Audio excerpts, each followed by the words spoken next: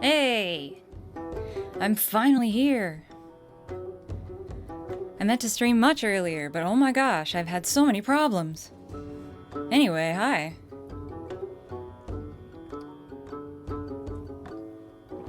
Um, my streaming PC is, it's going through something weird.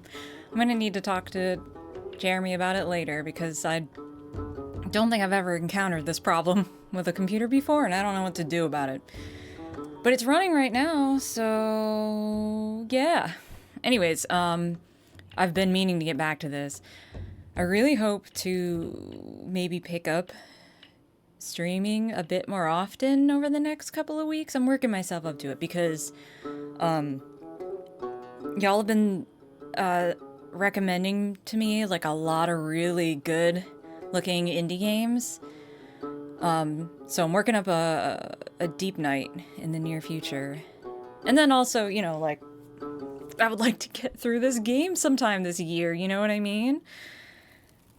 I especially don't want too much time to pass between streams because I don't want to like forget like little things that are happening.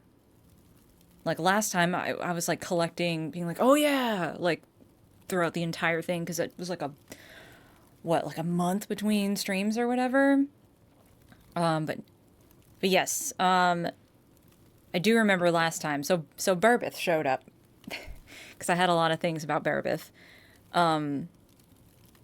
He's doing his best though. And he's here to help and make amends and use his privilege for good, and that rules. And honestly, that's what we should all try to do. Though he made mention of building a body temporarily for Sep to be in, and I got some reservations about that. Because, like, how do you know it's temporary, you know? Like, this seems kind of like an unprecedented situation. And I know Burbith is really excited about it because he basically wants to build a golem, is what I'm getting out of it. And I'm like, I mean, first of all, if you woke up, like, regained consciousness, and suddenly you were in a, like, ceramic body that was not yours, that would be freaky as fuck. And second of all, the thing that bothers me the most is, like, how do you know once you put Sep into a golem body thing that you can get her back out again? That's the thing that I'm stuck on. I'm like, you say temporary. I do not. That is a guarantee. I don't think you can make my dude. Also, we're inadvertently causing religious fueled riot. It's a strike, but like it's becoming riotous, and it's getting intense. The sun rose yet another day, and with it her caretaker. Oh yeah, and the sun was gone. Is it? I'm guessing it's back now. Like it was like an eclipse, but I don't know if that was like just for that day, that moment, or what. Because Sep is also kind of the sun, so I do not know. Adder stretched his back very slowly, trying to soothe both the soreness from his many wounds and the terrible backache inherent to sleeping on a pile of charcoal. That's right. The fire looked good, the morning was bright, and the beasts almost always left with the dark in his mind. Adder grabbed his newly decorated cane and his best shirt, kindly rescued from Gyoff's home as a belated peace offering. Oh yeah, and Gyoff was here. And set out to patrol the first floor. I should mention that I'm streaming at a weird hour again because, surprise, sleep deprivation, but this time it's kind of on purpose because I kind of need to flip my schedule around so that I'm awake mostly during the day tomorrow because I have a bunch of important adult things to do tomorrow during the day.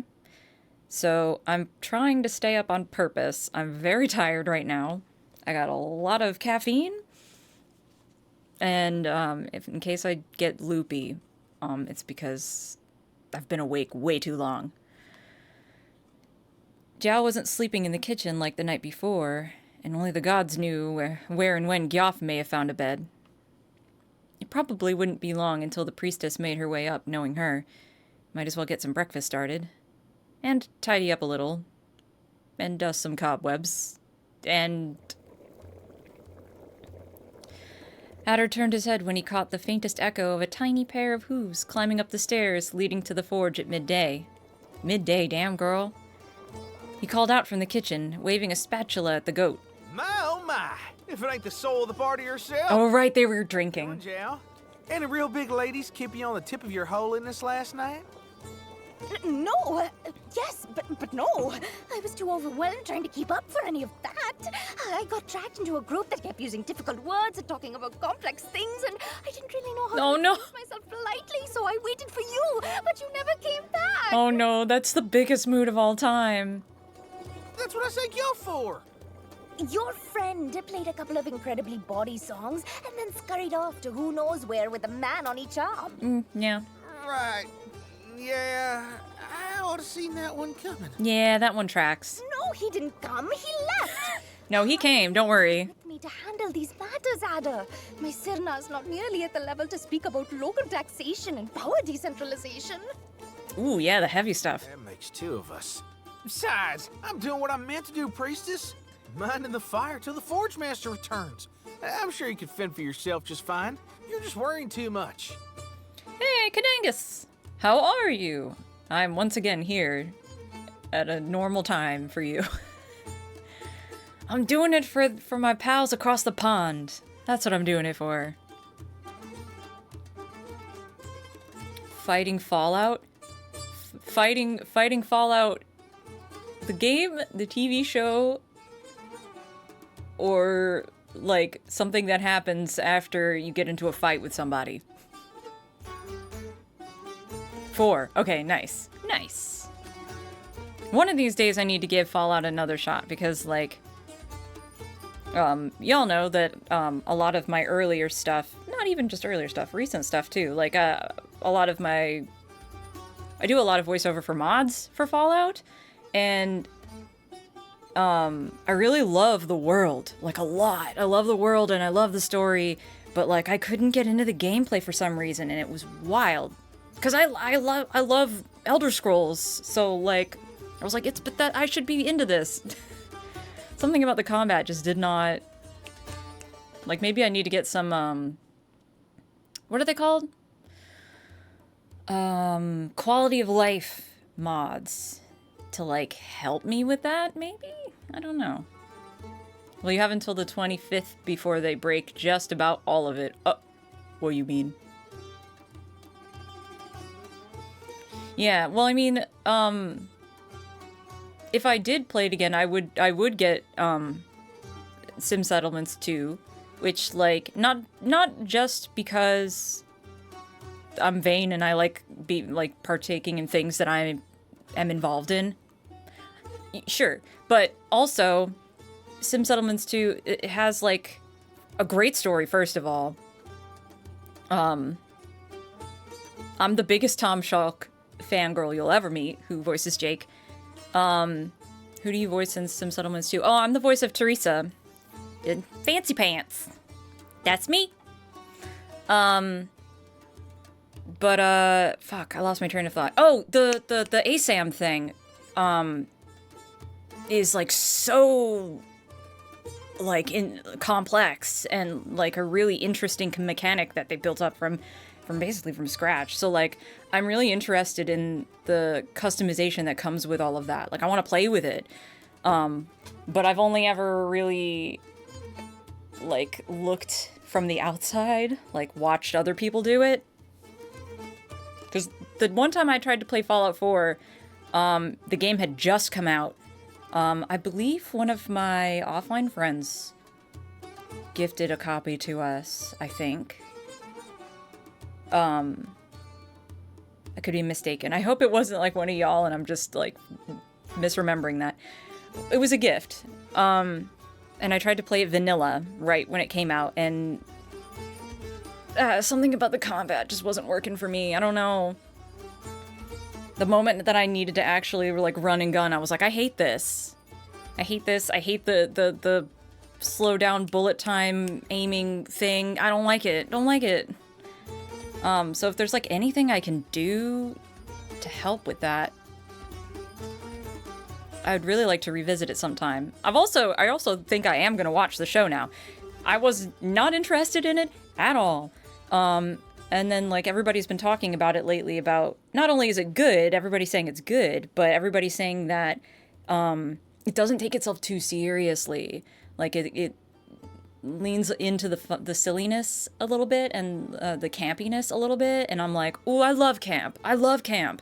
Also, it's such low-hanging fruit to go super gritty.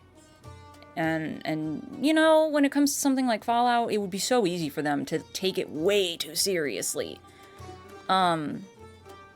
So I like that they chose to not take that route. And yeah, I don't know much about it aside from those things, so I'm interested in looking into it. I can't watch the show until at least next week because I'm watching it with the girlfriend when we go to Barcelona. Ooh, Barcelona! Nice. That's awesome. But yeah, I hope you have a great time in Barcelona, and I hope that you have a great time with Fallout. It looks good.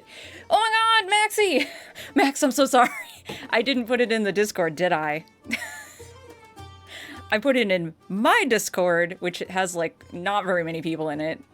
Totally forgot to put it in the Hayseed Discord. I just started, by the way. Like, I've been live for almost 20 minutes or something, but, like, I've just spent, like, the past 10 minutes talking about Fallout. So, I have not gotten that far. I had to find out eco-searching like a pleb. Oh, yeah. I do that, too. I like, follow the topic just to see if anyone else is playing it. Trying to hide? Nah. The reason, honestly, I'm gonna be real, my phone was at, like, 2%, so I, like, hit start stream, realized I needed to plug my phone in. The pre-stream song that I play is, like, 3 minutes or something, so I, like, ran into my bedroom to plug my phone in and do all the tweeting and whatever, and then ran back, and I totally forgot. Hey, what's up, girls? How's it going? Anyway, all that aside, just started.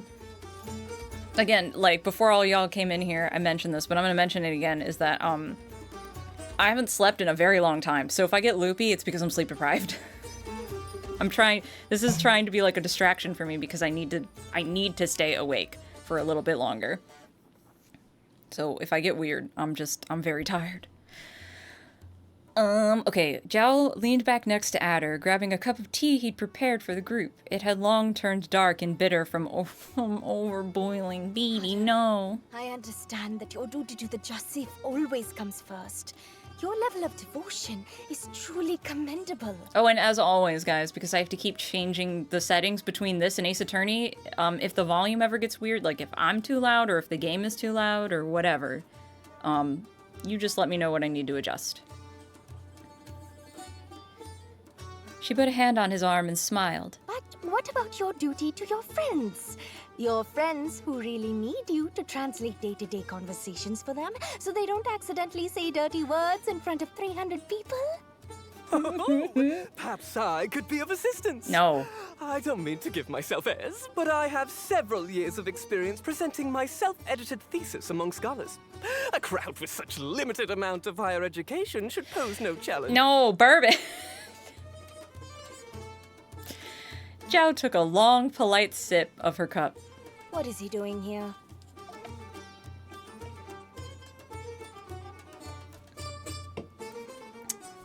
Technically, this is tea. It's just also lemonade and a fuck ton of caffeine. Adder opened his mouth, but Burbeth immediately extended his arm in front of him. Please, friend. This is a battle I must face alone. Allow me to express myself. I know that I am prone to speaking out of turn, and I realize that I have committed many a mistake in my life. But I am firmly determined to make up for all of them. I must apologize for upsetting you, good miss. Dialectal variations are perfectly valid from a communicative point of view. Actor Mursirian Besaktet has as much right to exist as his classic Besaksaran counterpart. I mean, yeah. It's only like 170?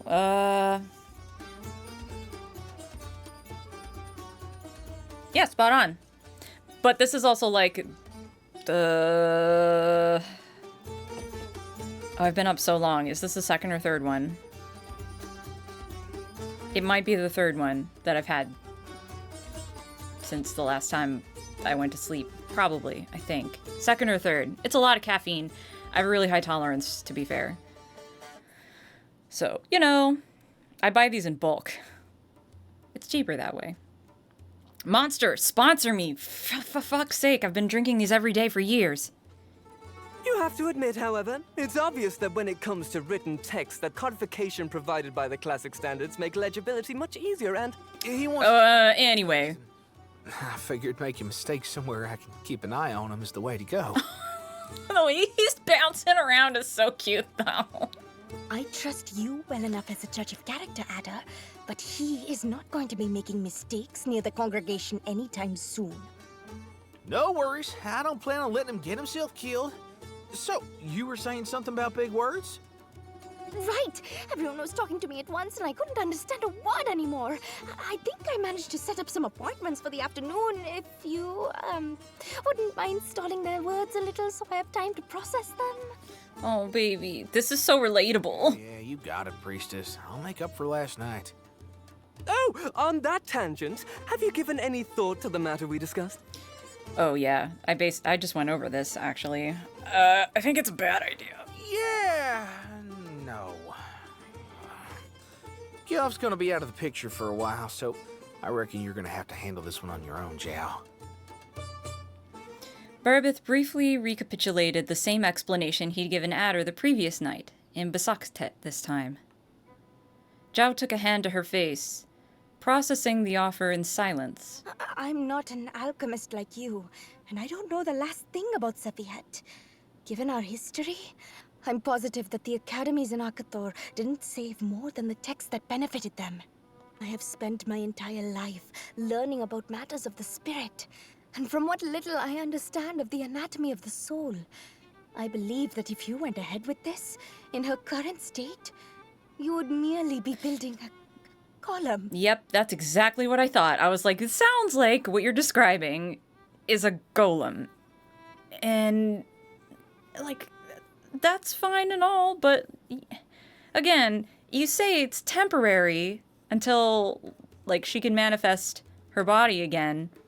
But how do you know it's temporary? Just because you said so? Like, how do you know once it's in there that it's going to be able to get back out? Well, yes, that's the idea. This is a bad idea. Excuse me? Burbeth! What? It's just a temporary measure. A little test run, if you will, until we learn of a better way. I wouldn't do it. I will not allow you to use the Jasip for your experiments! Then you will have her die of exposure. You're overlooking all the ethical implications of doing such a thing. Imagine you woke up one day inside a lifeless marble body. What would you think? That's what I said. I was like, wouldn't it freak you out if you woke up and like, not your body one day? That would be freaky, right? But that's less important than the whole, like, once it's within a vessel, maybe it will be stuck there forever. Who knows? This is not a thing that people do all the time. Is there precedent for this? Like, how do we even know? I would be overjoyed. Yeah, of course Burbeth would be like, that'd be so sick. Listen, alright. I, personally, Kemi, if you had asked me first, if I woke up in a robot body, that might be kind of sick. That's all. One of the reasons people go cyber psycho in Cyberpunk. What, they like stick them in a cyborg body without their knowledge or consent and they wake up and they're like, what the fuck? More machine than meat and your humanity just goes, nah, and you lose it. Well, I'm of a mind that, like, as long as your brain is intact, because that's where all of your stuff is stored, then everything else is fine. Yeah, I could do without this arm that is constantly causing me pain. I might miss my tits, but, like, they cause me so much pain too, so I'm on the fence. Zhao glared at Burbeth for way longer than she needed to, and then she turned to the next ear. Ada, you knew her well. What would the Jasip think?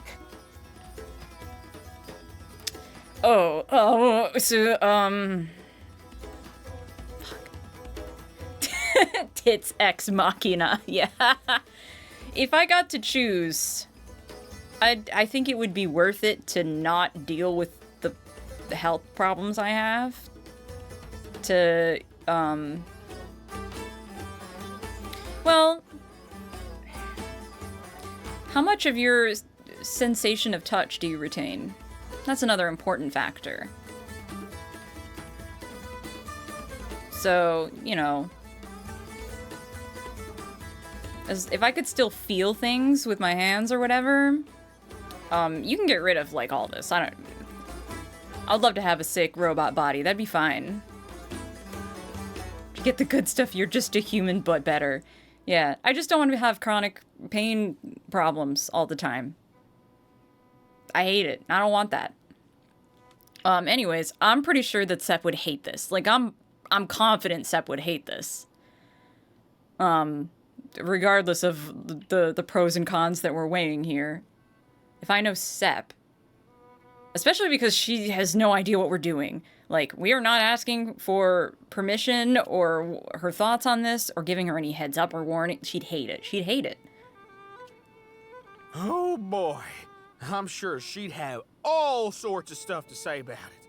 Leaving aside what she'd think of having Bearbeth anywhere near her. Well, Sep was always, real proud about her standing, if you know what I mean. yeah. To lose that booty? You kidding me?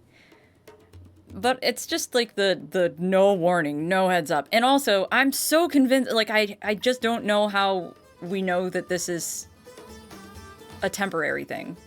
I don't see any evidence or any precedent that tells me that if we put her in a golem body, we would be able to get her out again. And that's not a risk I'm willing to take. So we could work on conserving her original mass. That's not an issue. Hey, I wasn't talking about that specifically. Sure. I will not allow you to turn her into a moving machine. That's final. Look up some of the in-lore mods people get. Though most of them are like Mr. Stud or Midnight Lady. Out of context, I have no idea. Because I've never actually played Cyberpunk. And who named you head of the ethics committee? Me, I did. Adder turned his one eye towards Bearbeth, and then towards his open palm. I mean, understandable. I shall find a way to protect her while we waste time searching for an alternative solution. I mean, you can build golems to your heart's content, but you can't put Sep in there. That's all I'm saying. That's better. The in-world advert for Mr. Stud is all night, every night. That sure is a thing. Midnight Lady is known as the Joy Toy mod. That sure is a thing. It's always a sex thing. It's always. Well, y'all and your sex. I mean, good for you, but also, I just want to have cool robot arms. Hello? Miss Priestess? Are you available yet? Huh? What are they doing here? I said to meet me in the afternoon. It is indeed past midday. Oh. But it's not even lunchtime yet. Oh, good! So it's not just a chancery thing then! We need to get dressed. Come on, Ada. I mean, isn't past midday lunchtime? Is this a debate we're having? Adder started running, but quickly changed his mind. Well, also, you know what? Lunch time is a state of mind, really, because, you know, when you work the night shift like I do, I mean, to you, American, I mean, technically lunchtime for me is somewhere around like 8 or 9 a.m. Here it's 2 p.m. I thought that was tea time. At least that's what my one friend from Yorkshire told me. Did she lie to me? But yeah, I don't... Tea time is mid-afternoon. Listen, I don't know. Every meal is breakfast time to me. And it's always just whenever I remember to eat. I am very healthy. We have 5 meal times in Spain. Oh? Do tell. Breakfast is the first meal you eat.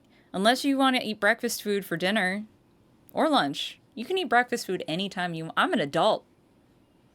I can have eggs for all 3 of my meals if I want to. That's too much, but I could if I wanted to. I pay my taxes, damn it. As much as I don't want to, because I know where they go. If I leave you alone with the fire, am I gonna return to something weird? Yeah, I don't think I should leave him alone with it.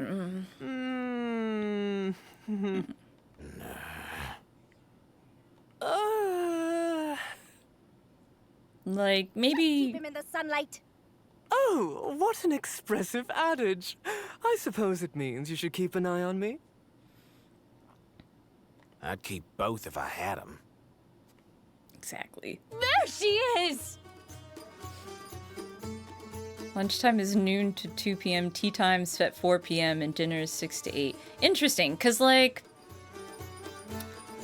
Well, maybe it's because... I say friend, she was a coworker of mine, and maybe it's because of, like, work hours or whatever. But we always had tea time at 2. But maybe that's because, like, 4 p.m. was just, like, way too close to quitting time.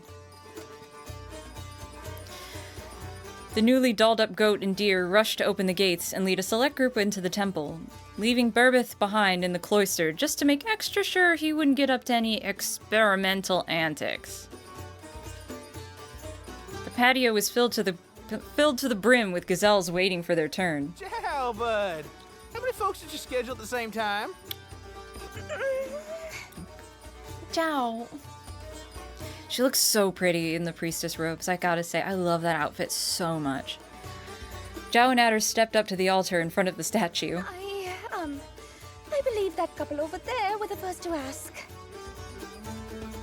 Adder relayed the message, and so they stepped forward. Yeah, so yesterday's stunt was really nice and all, but you still didn't answer our questions. Yeah, I don't know how long we can keep this up. Not that we doubt your wisdom, priestess. Getting to know each other was a really poignant moment, and I'm sure you must be busy talking to the Yasif and all. We're just wondering if you, Do you have enough food to feed us for as long as the strike lasts? Or do you expect us to raid our pantries every day? Because I was promised fruit. That's just an expression! Also, we've got a lot of potatoes. Do y'all like potatoes? I love potatoes. Oh, wait, no, there's no way I'll be able to actually pronounce these words. But y'all have breakfast and second breakfast? That rules. That rules, first of all. And lunch and supper and dinner. Yeah, actually, growing up, I distinctly remember, I grew up in New York, upstate, not the city.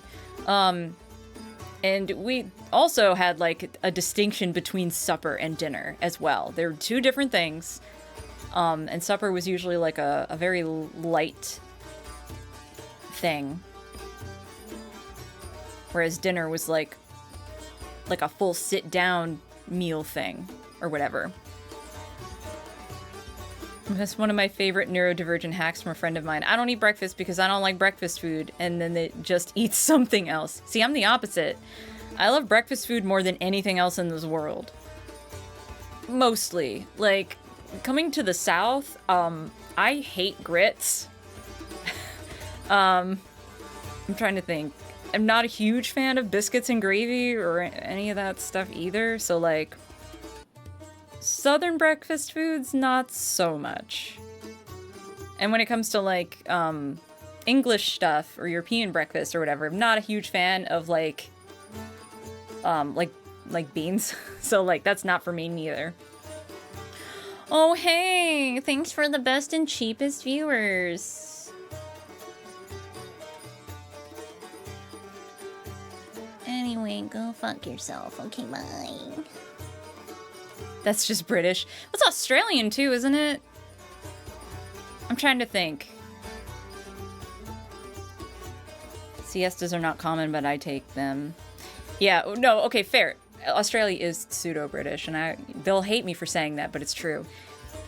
But also, siestas. Siestas should just be a thing everywhere. Like, I'm so on board with siestas.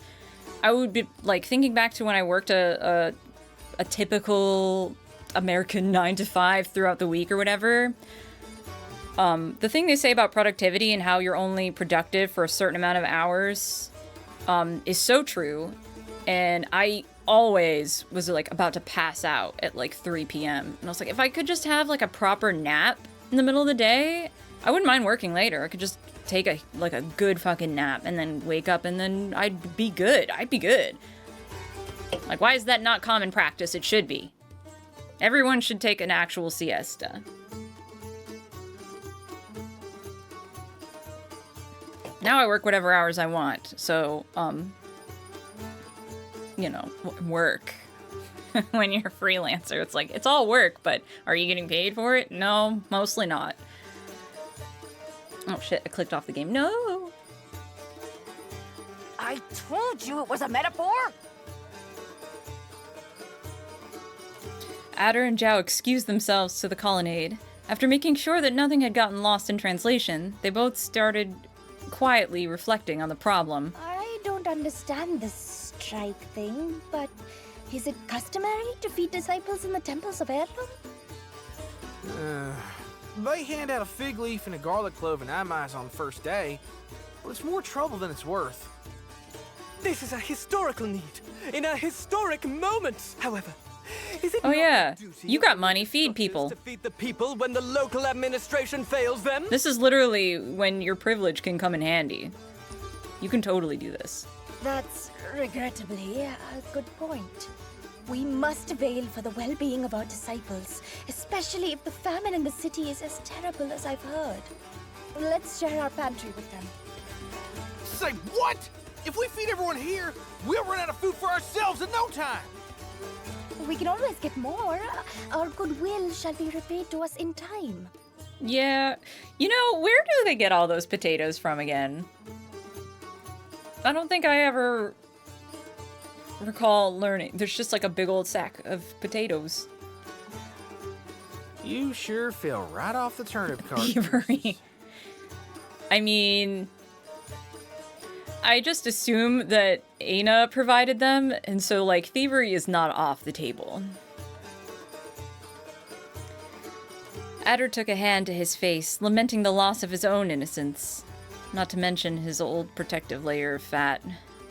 You need not suffer needlessly, my friends. I will be happy to surrender all my assets to the cause. Yay! You did it! How many assets are those?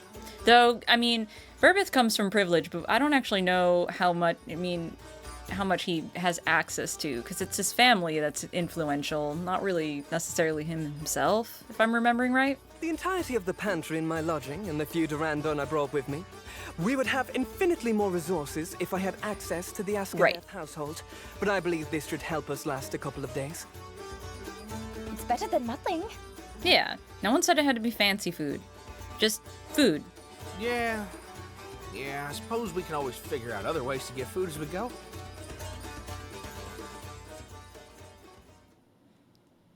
Zhao and Adder walked back to the congregation. A young man was about to speak up when a sable rider rammed the gates open and stormed onto the patio, cutting a path for himself on the back of a wait, I don't know that word. On the back of a palo? Hell, oh, I don't have my phone. I can't look up words I don't know. Oh, I made it up. Okay. I just was like, usually I just stumble on words, but I know what they are. But I have come across words that I've never seen before in this, and it's custom for me to just immediately Google, and then it's like a fun, like, I learned something today. But my phone's not here. Odd mutters and exclamations of sacrilege and disrespect accompanied him as he dismounted his ride, but he paid them no mind. Imagine me remembering to update the encyclopedia. I was wondering, because I love the encyclopedia. I don't know, like, out of everyone else who's played, like, how much of a fan everyone else is, but this is the shit I live for.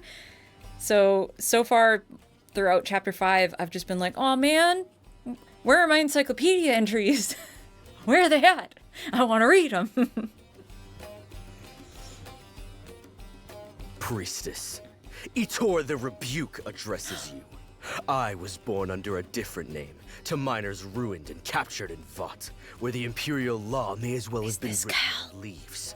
My parents were worked to death, and I paid their debt in blood. Oh my god. So extra. This is the loyal Aram. Many travelers have died a painful death, stomped under her roots, and all the burden she's known was stolen. And yet, when I heard your divine message, Aram knew to ride here as fast as she could. I forgore. Yeah, understandable. I mean, the sheer volume of Chapter 5 and all the, I remember you mentioning that there's some, gameplay mechanics that are in this that were new to you as well. So you had a lot on your plate, honestly. I do not seek forgiveness, nor am I looking to change my ways. All I ask is that you allow me to unsheath my sword for you from now on. My armed band and I will proudly provide for those who fight for a future free of pain for all Baran kind. Yes, I remember this. From like the casting and stuff. What a hefty load of crap! Amu yes Monty, Amu for my friends. Friends that died on the road at the hands of people like Eddie here. So trust me when I say, food shouldn't come at the cost of grieving widows. I love these voices. I'm pretty sure that I know Aitor.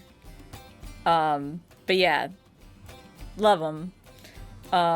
And as always, I'm gonna go over the casting list as well. Oh, Zane! Yeah! Oh, we love Zane in this house. And correct me if I'm wrong. You know what? I always wait until the end, but I'm gonna look it up right now. Because I think I also know Aitor as well. It's like I want to wait to the end and not disrupt, but now I'm distracted because I'm like, I love my, yeah, Cal. Love Cal. Cal's so great. I love him. And Zane, they're so great. Honestly, excellent casting. That's Shadow the Antelope. Oh my god, no, wait, but the Shadow vibes are, like, gigantic, like, inescapable. Big Shadow energy. Don't get the name of this reputable cause mixed up with the likes of him. Whatever it is you need, I have the connections necessary to procure it. At a fair price, of course. Oh, they're so good. Merchants. You would dare pull your siblings into your racket? I would never. Fair is fair, however, and I don't expect our dear countrymen would lend a hand to our cause out of the goodness of their hearts. Their hearts will be opened to us, or they will be opened by us. Oh, that's such a good line. Gorgeous words. They'll look great on our death record after you get us all hanged. Now, why don't we all take a deep breath and... Silence! I'll have the tongue of whoever dares interrupt me again! It's Aitor, right? Like, I'm saying it right. Aitor? Drew his sword, filling the patio with screams and a sudden avalanche of people trying to get out. Etor. Okay, I was super wrong. In fact, it's like the most wrong, actually, that it could have been. Etor.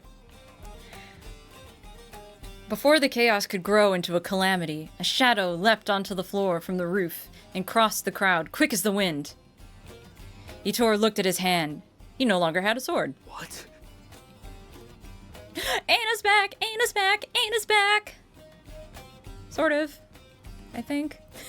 Not really sure if that's Anna yet. In the center of the offertory, there stood a white-haired smith, bending a sword into the shape of a ladle with her bare hands. Aina! What in the name of the three is that thing? Hey, watch it. Fool! Look what you've done! You've angered the priestess's guardian golem! Hey, watch it. No, that ain't it. She ain't no golem. Each and every single... Wait. I think that's actually an error there. It shouldn't be each and every single one of Aina's steps. Yeah.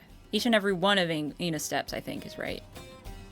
Left a crater on the flagstones. Holy shit. It's like some Dragon Ball Z shit. Left a crater on the flagstones beneath as she lunged toward the raider and lifted him off the ground. Priestess, please! I didn't mean to offend. Stop the golem! She ain't no! Basidupse, please, stop this. Adder felt all the air escape out of his lungs when he finally opened his eye. Zhao was standing in front of him, armed and ready to throw herself against the creature, but trembling all the while. I don't know why you came or what you're looking for, but I will not allow you to hurt these people. If it's a fight you're looking for, fight me. I beg you. No, baby, she'll destroy you. Aina stared at Zhao for the longest time, unmoving, unresponsive. Adder knew what he had to do, but it still hurt. Aina! Drop it.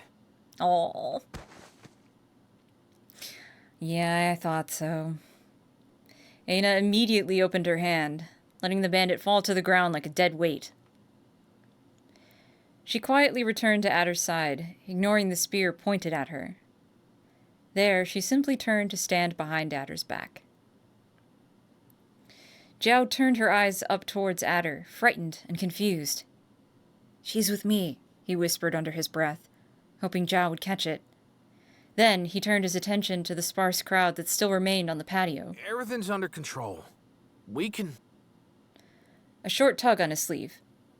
He looked down to find Zhao still trembling. No, baby! No, sorry. The priestess has asked me to inform y'all that we are all out of time and she needs to return to tending to the Asif. We got enough taters to feed all y'all for a couple of days. We'll figure out the rest as we go. Complaints and musings and the rare thank you followed. I'll be around and available to anyone that got more questions to pass on to her. If anyone gives you crap, just holler and me and my friend Aina will drop right by. No shanks or swords, or she'll be the one y'all be talking to. And with that, the impromptu open hours meeting was adjourned. My brain is just thinking like, what the hell? We literally just got here. No one dared utter another word as they walked out. Sorry, I have has-been brain rot still. It hasn't gone away, and it won't anytime soon. Adder offered his hand for Zhao to hold on to, but she just shook her head and walked to the back on her own strength, clinging to her spear. Once the gates were locked, Adder finally had time to turn his attention to the returning newcomer. Boss, I'm so happy to see you! I couldn't believe it when I heard you'd be back. Aina looked up at Adder vacantly. Zhao couldn't help flinching at the sight. Your boss is, Golem? No, course not. They got that wrong. This is my boss, Aina, the prettiest smith in the city. Also known as the short sister of the tall lady you like so much. Come on, wave high or something, won't you? Also, I mean, I just have to... I know it's chapter 5, but with the characters being, like, having design upgrades in, like, the recent couple of updates, I just want to admire Aina's arms for a minute. Okay, we can move on. Aina shook her head left and right, mechanically, all the while wearing an empty expression. It was the straight opposite of the face Berbeth made when he saw her. Berbeth? Gods above! Is that a golem with female features? Berbeth? Could be the solution to all our problems! Berbeth! Berbet, come on! Not you two! We've been over this. This is Aina. Remember? The whole reason why I punched you in the face when we met? The whole reason that we were a wanted man. Gotta run to stream now, catch you later. Oh, have a fun stream! And as always, thanks for dropping in. Oh shit, it's Daniel! What's up, dumbass? How the fuck are you doing, you little bitch? People who don't know, Daniel's my best friend, and this is just how we talk. You know the answer to that question. Well, fuck you, I can ask anyway. 'Cause you cut up her clothes trying to prove she was a golem? Yeah, this guy definitely deserved to get punched in the face. That's fine, I'm giving you the answer, though. No, fair enough, fair enough. Also, if you've messaged me anytime in the past hour or so, my phone has been in an entirely different room because it was about to die. Because I'm real bad at keeping track of my phone's battery life. But yeah, fuck you, I hope that your day gets better, dumbass. I did message you, but it was not related. Oh, I'm assuming probably some, like, memery or Final Fantasy 16 related. Which, I'm hoping it's the latter, because I'm excited. Yeah! I'm excited about you playing it, because I love that game. I love that game so much. I played it entirely off stream, even though Sid was playing through it on stream for a little while. I really want to get him back on that. But I was thinking of streaming the DLC when it comes out, because it should be out, like, any day now, right? The Leviathan DLC? I'm pretty sure that comes out, like, any day now. Sometime this week, even. Like, I'm thinking about streaming it. Anyways, yes, back to Burbeth, the asshole that, he's trying, he's getting better, but he definitely deserved that punch in the face. Nope, nothing. You got a note that said she'd let you explore or whatever in exchange for saving me. Oh my god, that's right, that did happen. Oh, don't be silly. Even the most advanced scribe golems can only Wait. write down dictation. A golem with free will. Whoa. Take up your offer to examine her, though. Huh. Wait. So Aina has... Did I know this already? It doesn't surprise me, but also interesting. I'm guessing Aina also has... No, because... This is sounding very similar to the curse that Sep has. Where, like, she's disconnected from the Hatsa. So if she's away from people for more than a couple of weeks, people forget about her existence entirely. That seems to be what's going on here. But I'm also thinking about, like, other people Aina has interacted with, like Yoff or whatever, who seem to remember her. And but also, I'm like, I don't know how frequently they interact with each other. She's been away from us for a little while now, but maybe not for too long. Interesting, interesting. That seems to be what this is, though. I don't care what she is. I'll get him if you don't. Anyways, I mean, if we gotta deck you again to remind you. Adder put his hands over his face and dragged his snout down. I can't deal with this right now. I'm gonna tell Pertuk she's back. Just keep an eye on her, okay? She's her own person, but don't let her get in trouble. Yeah, she's her own person, Burbeth. Please don't be creepy. Zhao looked at the menacing girl in front of her, and then back at Adder. She nodded unsurely. Are we going to see Pertok again? Oh, I'm so eager to, because I don't remember. I want to get into stuff regarding Pertok, because he's so interesting to me. And a lot of people who only played the early chapters and then just kind of stopped. I remember that he gets a lot of hate because he's so angry and shouty all the time, but, like, there's so much more to Pertok than that. The stairs that led to the Master's Tower in the Great Temple of Hirub were encapsulated in as narrow a tunnel as possible, so as to discourage visitors. In yesteryears, the master of the temple would retreat to the tower to consider philosophical and religious matters, away from the library and the noise of the common halls. Adder navigated the oppressive staircase in the dark, passing a hand through the slightly moist rock that made up the walls. He'd never climbed the stairs to the studio tower of the Temple of Hirub, not even to sweep the dust. Much like the disciples of yore, Adder knew what would be coming to him if he bothered the master during his philosophical retreat. His daily nap, as it were. I was literally going to be like, nah, he's just sleeping or something. Still, he had no choice but to knock on the door. No response. He knocked again. Mr. Pertok, sir! Good news! Aina's back. Just thought you'd like to know. No, she's not. Wow, he can sense that from here. That's... What do you mean she's not? She's downstairs. The moon is not watching, and the sun is far too low. My daughter is too scared of the dark to come out. Okay. But she's downstairs if you want to talk to her.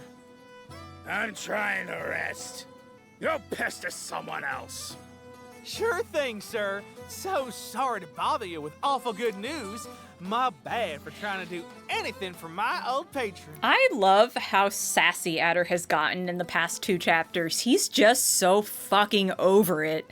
I love it, because that's how I feel when people get so, like, overly cryptic with stuff or whatever, and they just want you to figure it out on your own. And it's like, no, fuck you.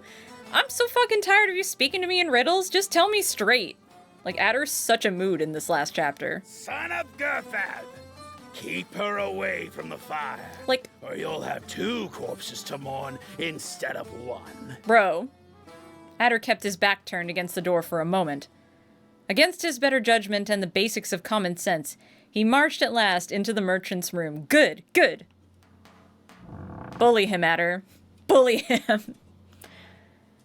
Inside, he found a room full of maps, charts, and all sorts of mathematical and nautical instruments Adder would never fully understand. A little sky door illuminated the ceiling, and all the windows were shut, except for one.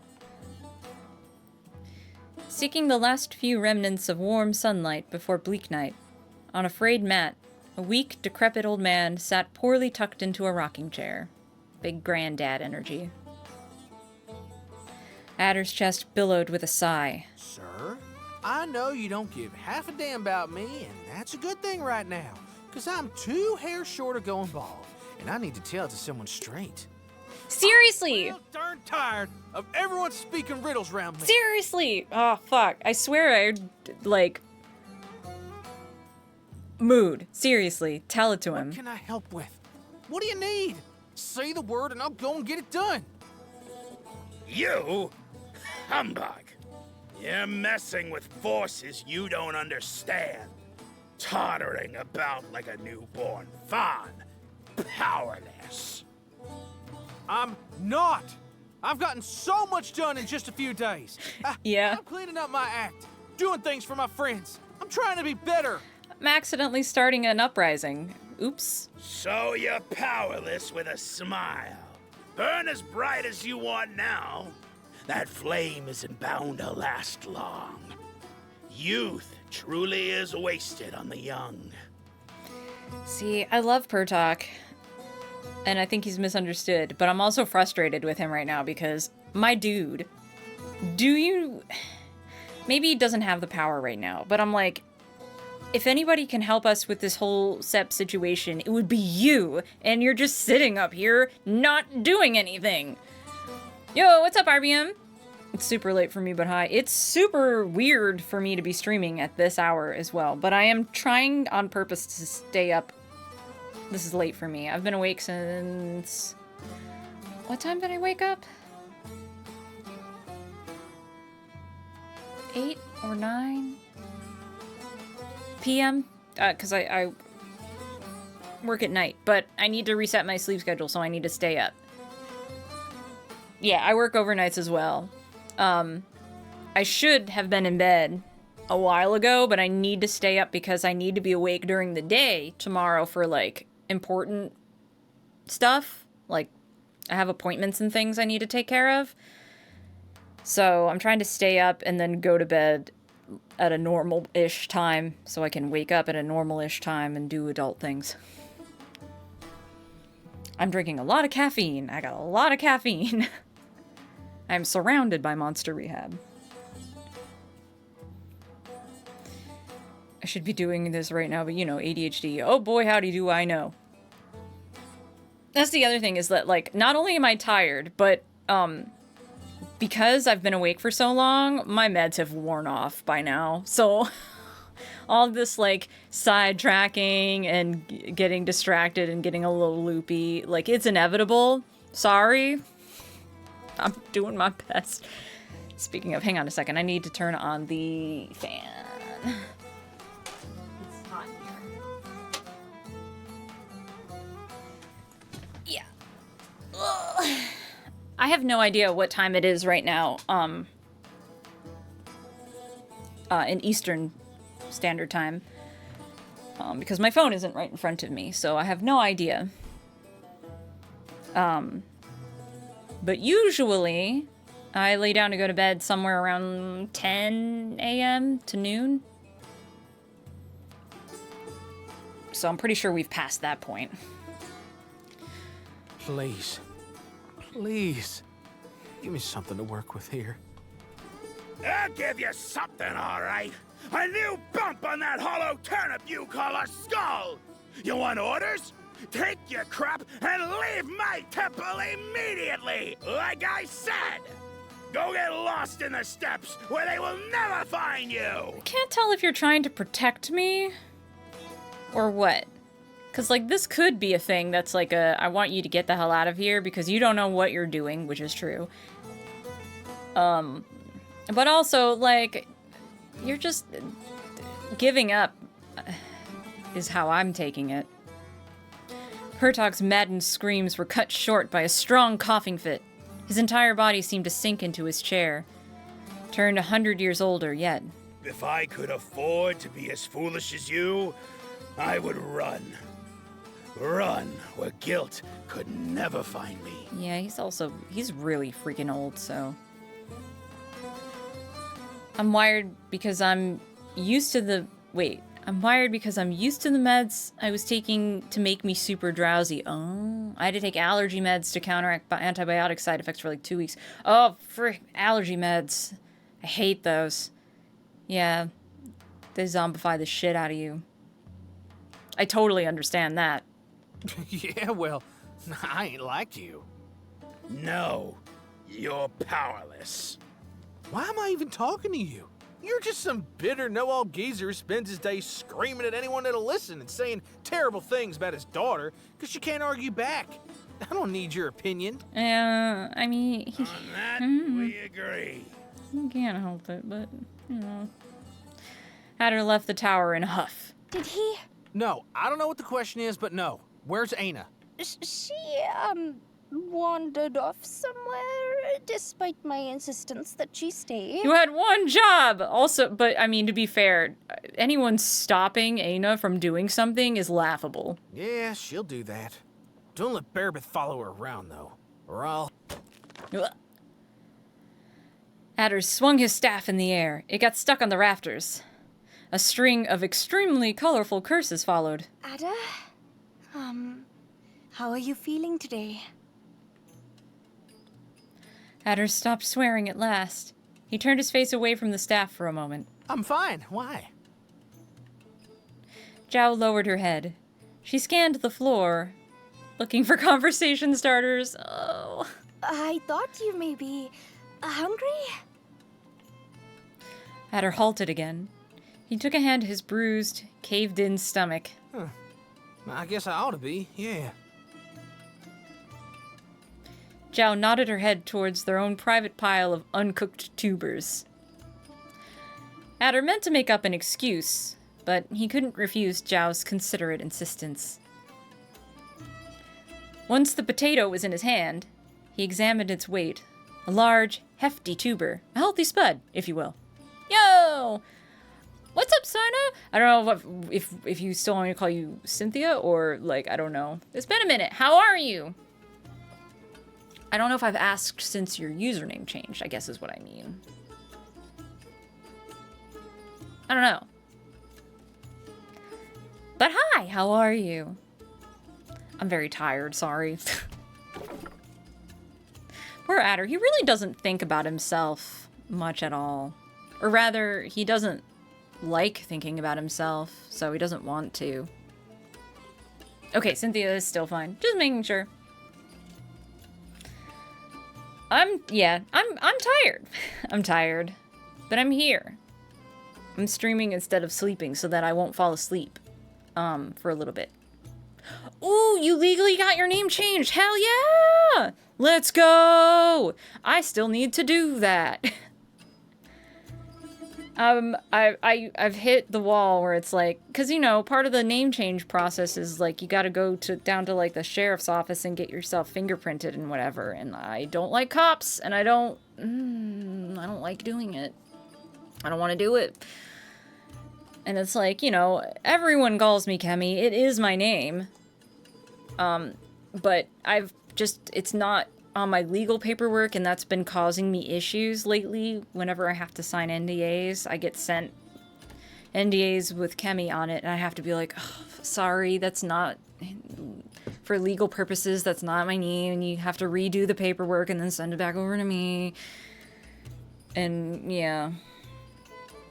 I mean, there are a few people that refuse to call me Kemi.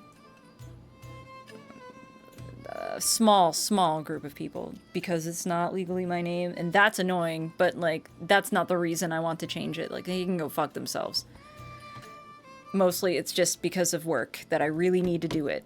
But, I don't like cops, and I don't want to go to the sheriff's office and get my fingerprints taken. But yeah, I've had the official papers in my cabinet for a while now. Like, I filled them out, I paid the fee. I just have to go do the other stuff. I need to get it notarized and all that. Did it because safety. Well, that's totally fair.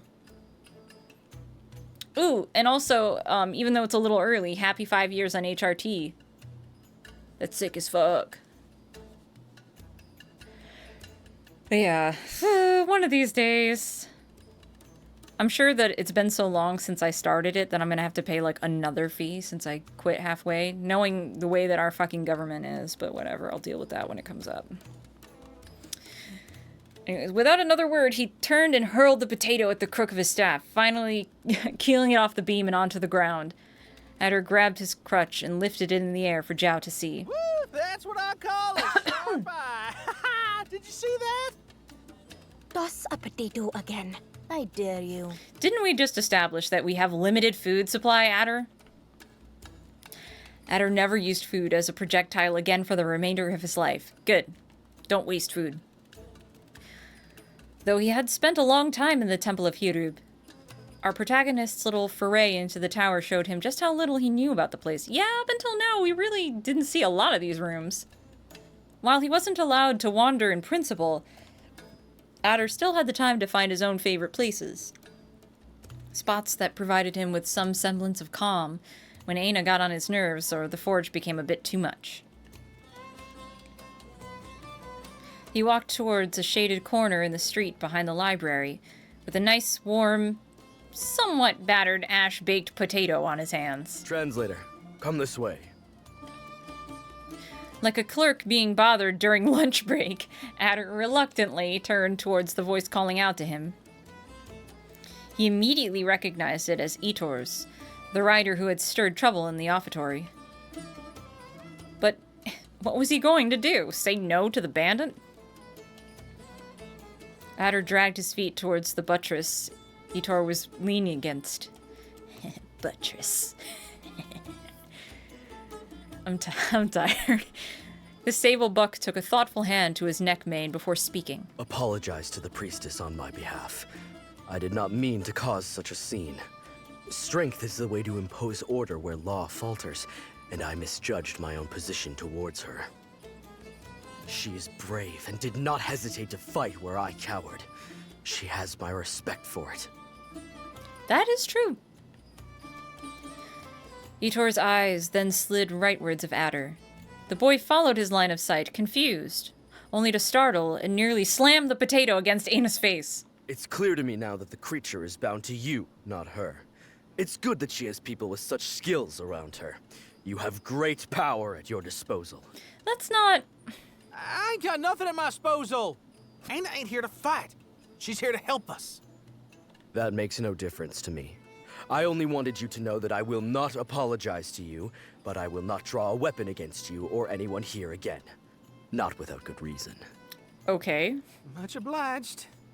Tell the priestess that if she will have me, my offer remains the same. I will bring whatever her followers need. I will slay whoever she needs slain. And if she renounces my help, I will ride, never to be seen again. For now, I see that our people have nowhere to rest. I will have my trees of burden bring in our accommodations to share as a sign of goodwill. Tell the priestess that Itor the Rebuke did this because he wished to. Okay. Thanks. Adder nodded and then started walking back towards the library entrance, now in the company of Aina. Tell the priestess that Itor the Rebuke did this because me. Can you believe that guy? Saying, you're so good. I love it so much. A potato-stuffed snout turned immediately to find a man sidling towards Adder. He would have recognized a merchant like this one a mile away. Moo was the sort of man that walked like he'd seen the entire world twice or thrice. And he'd probably seen it a fourth, too. He was the kind that came to his village every few moons, carrying tales bigger than life and little trinkets for the children. Of course he came down from Chantre. Adder allowed himself a morsel of fast-talking, tall-tale-telling national pride somewhere in his battered old heart. How are you doing after all that, translator? Sorry to call you translator, by the way. I'd call you by your name, but I just realized I don't even know what you're called. Oh, it's Adderson if you're mad, and Adder for everything else. Otterson. Why, that name barely sounds out of place here. No, I'm just pulling your leg. It's a pleasure, Otter. Thank you for your work. Bytop knows we would all be turning rocks looking for a Basectet speaker without you. I love this guy, though. We could have gotten your mother right. Why, I've never had my mother brought up so nicely. Tell you what, though, if she wasn't already an urn, she would have been smitten dead on the spot at the mention of a Jasif. Moo took a cup to his snout in a sort of impromptu toast to the departed. Yeah, cheers to your mom, or whatever. Drat, 5 minutes talking to a raider, and now I got the manners of one, eh? Otter, my boy, would you care for some tea? I'm good, thank you. More for me, then. And you know what? I'm going to need it. Sheesh, didn't think I'd make it out alive today. Bandits, sure, I've seen heaps of them. Blades are blades, and blades you can buy. But golems, whew, you don't see those every day. Ain't no... Yeah, you can say that again. Hey, tell the priestess Bruh. if she ever tires of it. She already knows someone who'll take it right off her hands. No! Who could use an extra arm or two to stick it up to the treasurer? Ha Moo patted Adder on the back, cackling loudly, until, eventually, the laughter dried out into a knowing chuckle. Look, just between you and me, I'm not all that sold on this whole whatever this is. I'm a Boron since the day I was born, of course. And I want to make sure everyone has a better life and whatnot. But if we don't want you we mingle with, the whole offertory bit is going to become our daily routine, right? And the neighbors will complain. Oh, these gazelles are being noisy. They're a problem, just like we thought. I mean, yes, but also... We give the guards one tiny little excuse to show up on our doorstep. And you know where this whole thing is headed? Like, I get where he's coming from. But I can't help but, like, be for the... Even though we did not mean to start this whole uprising, I'm like, yeah, you know what? Fuck the police. Eat the rich. You know, overthrow the government. Let's do it. Down the sewers. Moo tapped on his snout. You tell the priestess that for me, yeah? To keep it civil and respectable. I'm willing to put a few coins and wares towards the cause, as long as it's safe for everyone. Like, I really just don't give a shit on anybody who's like, oh, these gazelles, they're a problem, just like we thought, when, like, they're just going about their lives as normal, and gazelles are just being oppressed every day, brutally. It's like, you know what? I don't really... You know, it's fine, actually, if they're a problem every once in a while. You know? I think maybe it's okay that they are. I think that's fine. If you listen closely, you can hear the sounds of guillotines being built as we speak. I mean, Adder was hanged, actually, 3 times. For assaulting Burbeth, who's, like, part of a noble family. It's just that Adder is so, like, has, like, a freakish neck that, like, the rope snapped every time and we just kind of lived. To the point where it was getting a bit ridiculous. Hatter nodded, in the manner people who absolutely have no way of making any wise commitment tend to do. Deep down, this sounded wrong. Exactly, thank you. You can hardly imagine a civil and respectable fight for anything, much less a whatever this was. Yeah, there's really no polite way to do this. You just gotta do it. Set on this tangent, his mind wandered far from the conversation. Would he have to find ways to rely on secret messages from now on? It sounded like the kind of wink-wink nudge whisper that absolutely did not account for having middlemen. Or maybe it did. Maybe a fall guy was just what Mu or Itor wanted. With a flimsy, mumbled excuse, Adder plodded off to find himself a priestess, closely followed by Aina. No matter how much Zhao insisted that she needed him to get through a conversation, he was convinced he needed her doubly so. He didn't belong here. Adder's escape plan was cut short by a couple of gazelles standing conspicuously on the way to the entrance. Y'all got a message for the priestess too? Yeah, tell the potatoes were kind of stale. Well, yeah, and what are you gonna do? Snuff whacked... Oh no, I don't know how to say his name. Kebsup? I think it's Kebsup. On the back of the head. We just wanted to tell you personally that we're very sorry for what happened yesterday. Oh, you mean the whole... No, you were right too, I'm sure. I mean, I am a horn eater after all. That's no skin off my back these days. No, we don't mind what you... It was our fault for assuming you were trying to pull something on us. Okay. No, it's all right. It's my bad for not explaining myself properly. No, it's... Gods! How long are you gonna keep this up? You're both sorry. I still think this is a scam. Let's move on and leave the Etude alone already. Chips up! Oh, okay, there you go. So sorry about him. He's had some issues with... Nah, it's fine. Dear? people, in general. Please don't tell your friend to smite him. He's a lot, but he's all right. Nah, it's fair. I got a friend just like that. He'd be a massive bigot if he weren't so short. And I don't know if they'd be best friends or mortal enemies. Yeah? Adder and Hnuff stared at each other awkwardly. The stag barely held back the need to slap himself in the face for having said such a hideous thing just to keep the conversation going. I think I'm just gonna go now. Yeah, that's fair. Adder sighed into his hands. Hey, y'all see Goff anywhere around? Uh-oh. We left them alone in a room together. This is bad. Though he couldn't quite explain the scene he was witnessing in the library, Adder was pretty sure he'd just stumbled upon a battlefield. Books lay scattered across the floor. Burbeth and Zhao were sitting on opposite ends of the room, facing their respective corners. I'm positive that photoic as an adjective refers to bronze.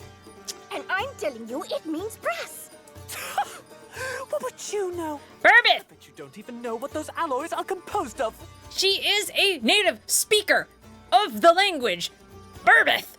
I don't need to know how to make something to know what it means in my own language.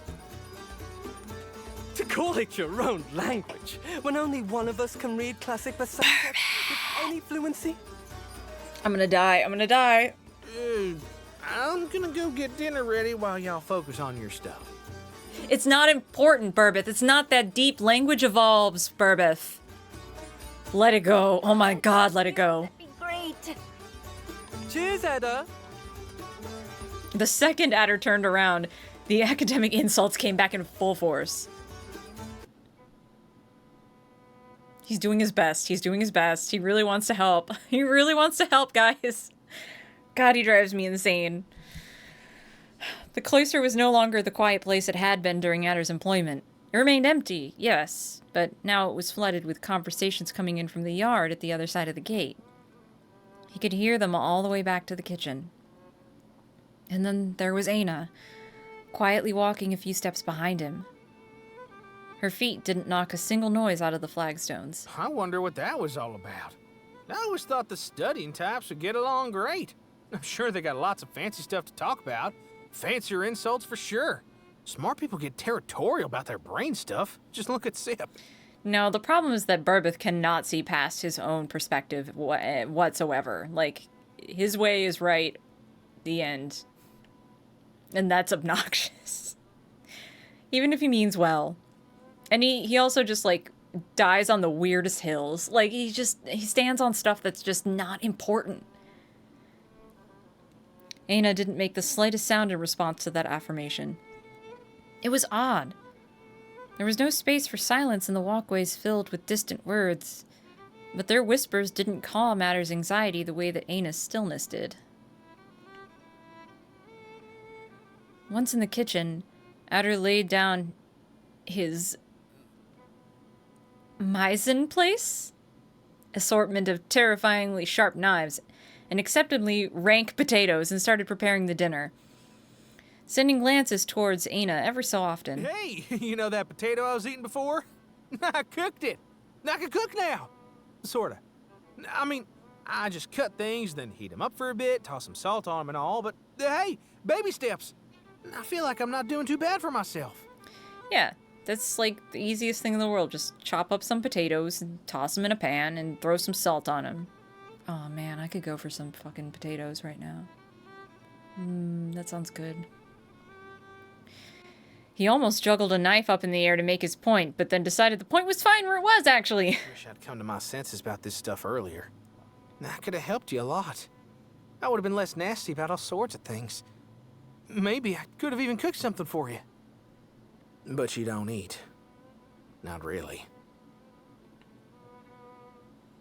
Adder knew that he was in the vicinity of the truth, but not quite in the right street. Aina did eat. Everything that lived ate. Sepp had proved as much. I'm making bread now. Oh, fresh bread. I've only made bread maybe twice or thrice. A friend of mine who's passed had he had a really amazing recipe for it was like honey beer batter bread. Oh, it was so good. I've made it a few times. I'm not very good at baking or cooking at all, really. But nothing comes close to like fresh bread. It's so good.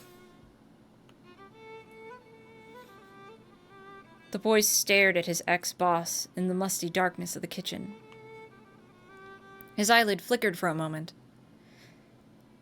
His fingers curled in and out, refusing to heed the future his thoughts were setting for them. I'm sorry, Aina. I gotta try to.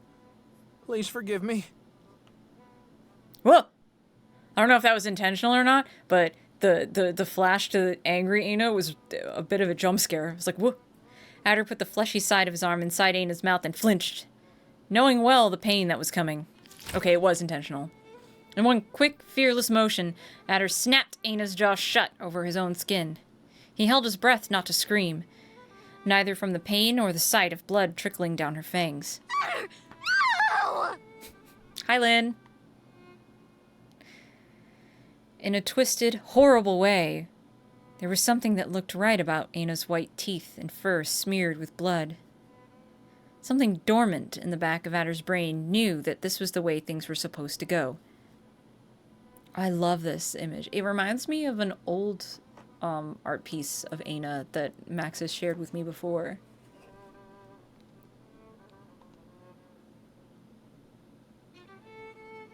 But without the blood. Adder paid this thought no mind. He forced his way through the terrifying vision, just to find that Aina remained as motionless as she was before. Guess I'm not magical enough for you. Oh, shit. I'll need to wash this. Yeah, you do. Bites are filthy. Definitely wash it. Dinner time, y'all! Well, at least they're facing each other now. Adder finally arrived at the rarely used dinner hall with a remade potato stew and a bandage covering a good chunk of his arm. Zhao and Burbeth were both waiting for him at the table, though they still would not willingly exchange a single look. I I got a good rabies guy. Shut the fuck up. Oh, fuck. I'm probably gonna watch some more Brooklyn Nine-Nine before I go to bed. I'm just watching it now for the first time, and it's so good. The makeshift cook set a ceramic bowl in the middle, and then let some salt rain over it, in the manner of a knowledgeable chef. I'm imagining, like, the salt guy meme or whatever. Halloween! The priestess finally looked up from her ire upon being offered a plate, only to jump in her seat at the sight before her. What happened? I went and cut myself while cooking. You cut your arm while cooking? He's got big hands. Oh, that's not so rare. You should see how many times I've stabbed myself trying to learn how to use a scalpel with my left hand. Granted, I lack any feeling in my right arm, so it may be a slightly different case. Ain't nothing that'll kill me. Really, I'm fine. I got a good rabies guy. I won't tell you what to do, but keep in mind that exertion only makes recovery longer. We're all adults here, and we're perfectly capable of cooking for ourselves. Actually, we could get some servants to... You'll learn. I'll be fine, as I said. Now, how about y'all? Found anything interesting, or you just spent all evening glaring daggers at each other? Zhao and Burbeth shared a quick glance on Q. Their eyes softened as they nodded with reluctant understanding. Okay, so at least they were doing something. We believe we may be onto something. Emphasis on may. Maybe they will eventually bond over, like, actually coming to some kind of scientific conclusion with all of this. Burbeth leaned towards one of the book piles they insisted on bringing into the dining hall, and set out to grab a clay tablet. Adder knew this was called a codex, by proxy of Zhao's mind, but this told him very little about their use. Charts of the Many One, a rare pre-Jasific document that survived the legendary purification, or to put it bluntly, the horrific literary cleanse that the Third Dynasty subjected their own libraries to when the Jasifs were first divinized. It would seem to imply that the first indications we have of anything resembling Jasif were a socio-magical anomaly, as we previously established. Shapeshifters of sorts. People who could manipulate their own appearance in the eyes of others. Seem, because this is extremely sacrilegious. Okay, but we gotta move past that part. Zhao, I get it, but also... These proto-Yasif were known as delicate people who should be cared for and kept away from any sort of effort, for they would quite literally combust when presented with tasks they could not bear. This may be how their reverence started. It's not, but okay. Zhao. Anyone would be assigned a Sephi in charge of returning them back to their original shape. This was done through a ritual, where they were provided some sort of alchemic element that could recompose their character. Okay, so that's something. We're not Sephi, but, like, Pertok is. Getting him to cooperate is another thing.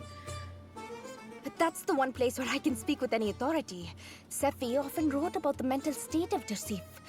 Biased as they might have been, we know their role in the court was to provide daily guidance, so as to avoid any sort of catastrophe. History versus tradition. Yeah, exactly. I always took it to mean a general downfall for the population at the hands of a single tyrant, as was the case with Amagebseb. But,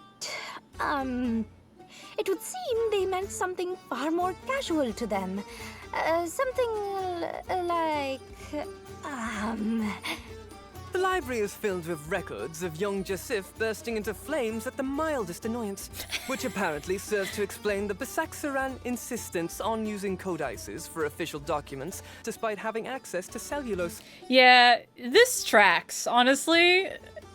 Bursting into flames at the mildest annoyance is so sep-coded that, like, honestly, yeah, this tracks. Okay, so all I got from that was that once upon a time, Fawn's exploding was kind of normal, and Barha magicians knew how to glue 'em back together real good. Yes! Pretty much. I see! I'm going to bed. Y'all figure this one out on your own. It's like, got it, good night. What Adder didn't realize is that bedtime would now entail several hours of a completely unresponsive Aina standing in front of the charcoal pile, staring down at him. Dark. Dark. Dark and quiet. Shouldn't it be morning by now? Purple beads in the night, his only company. Oh, morning, boss. Morning, Adder. There she is! I can never get used to you talking. Wait. She's gone. Adder opened his eye at last. Aina left. He was alone. I forgot to ask if she wanted breakfast. Adder looked around. It had been a while since the forge was quite so dark, even in the middle of the night. I'd love breakfast. Oh, fuck. Eka jump scare. Also, yes, I also would love breakfast. Gosh, we have so much in common. Oh, I'm sorry, ma'am. Aina took my arms. I'm going to tell Sep about this. No, please, don't tell Sip. Anyone but her. Oh, this is a dream sequence. Yep, this is a dream sequence. We're having a dream. Eka ran off muttering things to the forge. No, I'll be in trouble. That'll kill him. Adder tried to get up only to fall to his knees.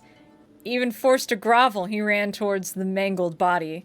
That person sounds familiar. Whatever could you mean? I have no idea what you're talking about. Roots started falling from the skies, trapping him in their veins.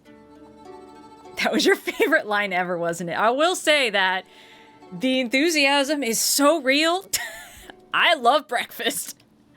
Give me breakfast. A star ahead extinguished into a white light. You saw the word breakfast and shit your diaper, didn't you? You know me too well. This is why we're best friends. 残酷な天地のように I love that fucking song. I don't really like Evangelion, but that song is a bop, and anybody who says it isn't is a fucking liar. Sip! Sip! Adder! I'm glad that was a dream sequence because I was really nervous about the forge being so dark. I was like, hello? The fire? Hello? Adder could feel sweat running down his neck, his brow, and his back. Don't say it. His arms hurt like they'd just been torn from his body. It was a dream. You're okay. Sep, Not gonna say it. the Jasif is okay. And that's another monster down. Coward. Fine. My pussy and my crack. Don't call me a coward. I'll say it. I was so dedicated to not saying it, but then you called me a coward, so... You sure? Zhao nodded hesitantly, clearly taken aback by the question. I was just headed to the dormitory when I heard you screaming. So sorry. That must have scared you. I get these weird dreams every so often. And, you know, I just gotta be a loudmouth, even while I sleep. I don't think I've ever actually screamed in my sleep, but I've had dreams where the moment I wake up, in my half-awake brain fog, I'm convinced that I did scream aloud, but I didn't. Meanwhile, Sid does that sometimes. Do you want to talk about it? No, I'm fine. Real fine. In fact, this was a good thing. I feel all gross and sticky now, so I'm just gonna go take a quick bath and then I'll be back and ready to attack.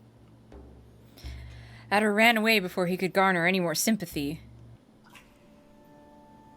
The water running through the temple's pipes was cold, hard, and tasted about how you'd expect water coming from a well that hadn't received any maintenance in 400 years could taste. Ah, so it's like Carolina Beach water. It's Carolina Beach water. Why is Adder so thin when he eats all those feelings? Well, I mean, all he ever eats is the occasional potato. He mostly dreams about eating. Doesn't really eat that much. That's famine. Man, I want breakfast now so badly. The first thing I'm gonna do when I go offline is make breakfast. But it was more than Adder felt like he deserved. And it was enough to scrub away all the grime sticking to his skin and the blood that had hardened onto scabs. After lathering himself in abrasive soap and burning away any lingering fear, Adder finally emptied one last bucket over himself.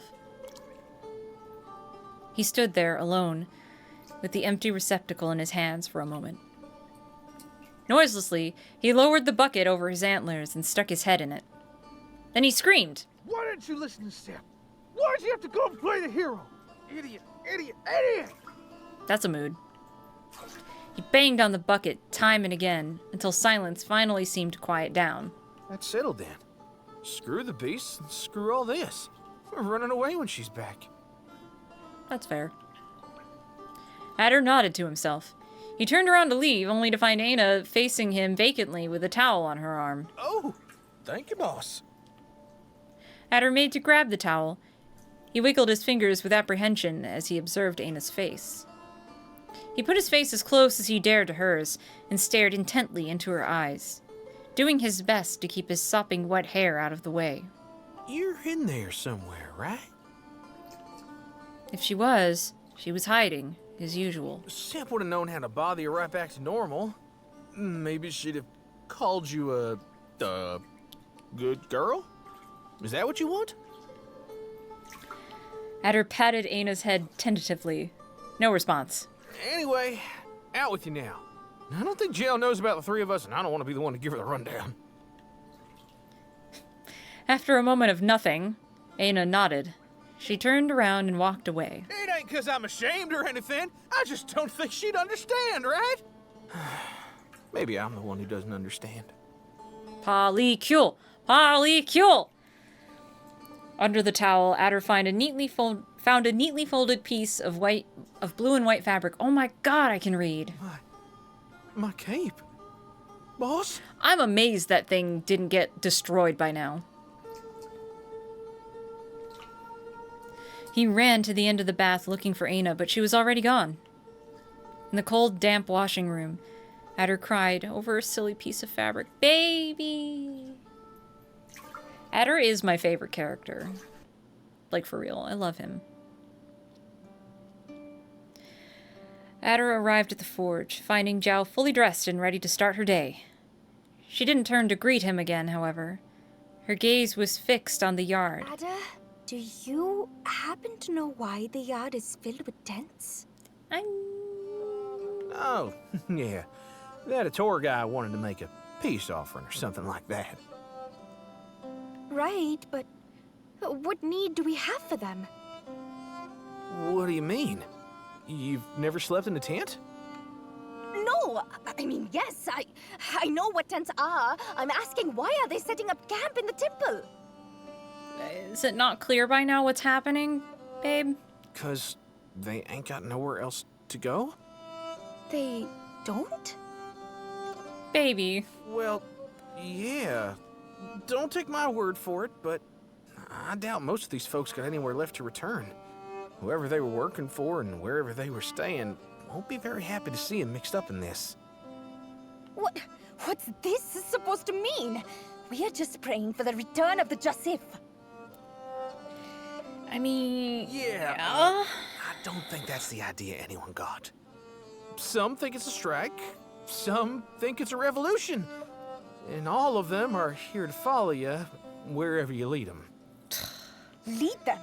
Me? No, I'm sure you just misread the situation. I'm not a...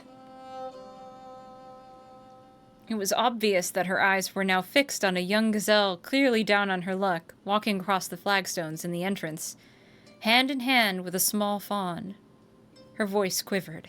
Anyway, feeding the congregation is one thing, but life in the temple is reserved for the priests. We need to let them know that the Seer won't take kindly to this. Oh, no, Zhao. You do what you gotta do, priestess. But I sure as hey won't be the one to tell them they gotta get now. Zhao put a hand to her face, covering her mouth as she contemplated their options. Desperate for ways to distract her from that thought, Adder slid his whole body in front of her and crouched down to her eye level. Come on, what's it matter at this point?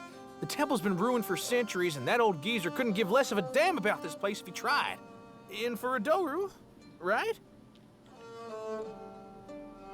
Nobody could stand to look at Adder's pleading eye for long, and they should be thankful that they hadn't met him when he could cause double the effect. I guess that desperate times call for desperate measures.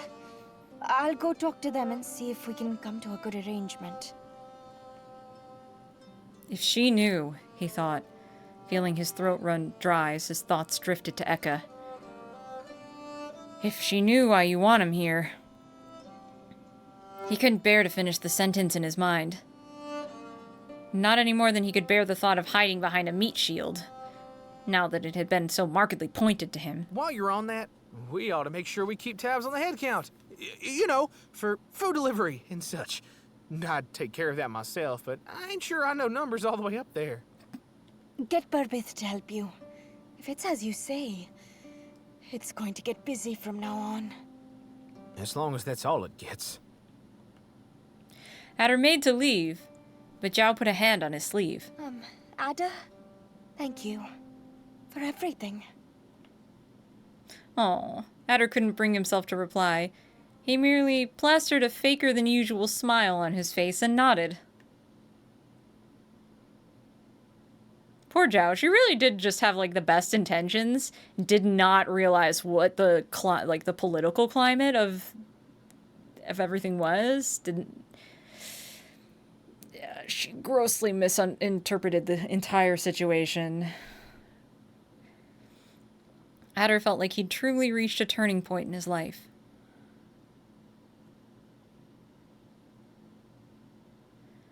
Fuck, wait, I don't know. Is this just prompting me to save my game? Because, like, I'm compulsive when it comes to saving, so I'm like, I should pick this one. But also, I don't know if this is going to change the path I'm on or not. Oh boy.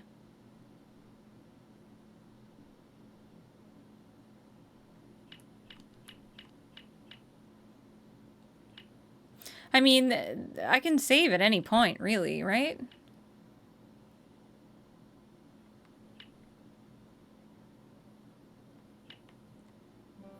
Oh! From now on, Adder will have to decide carefully on how to best spend each morning, afternoon, and evening performing tasks for the congregation. Ah! The pressure! Time only moves forward, be wise. Oh god! What time is it? Does anybody know? Fuck. Oh, this is... Okay, now I understand. I mentioned this earlier about the mechanics. I don't know how well this is going to work with a controller, though, so I think I'm going to have to use the mouse. Fuck. Tasks are to help around the temple.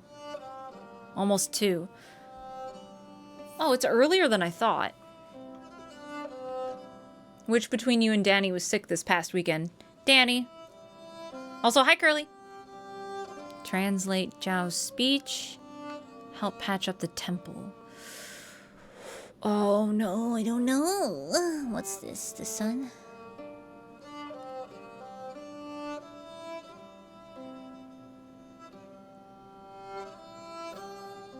I guess I will probably help translate Zhao's speech. I also should probably grab my phone now that it's charged up enough, so I can keep track of stuff. I'm gonna pick this first, though. And I'm going to save now. Because I can. Oh, and I have to pee. So, hang on a moment, guys. Let me go do the things. 1 second. Be right back. I'm not even actually gonna put up... No, I will put up, like, a thing. Wishing you a preemptive hope you feel better soon ahead of this coming weekend. Yeah, no, I'm eager to get back to Ace Attorney. I mean, y'all already know that we're both disasters.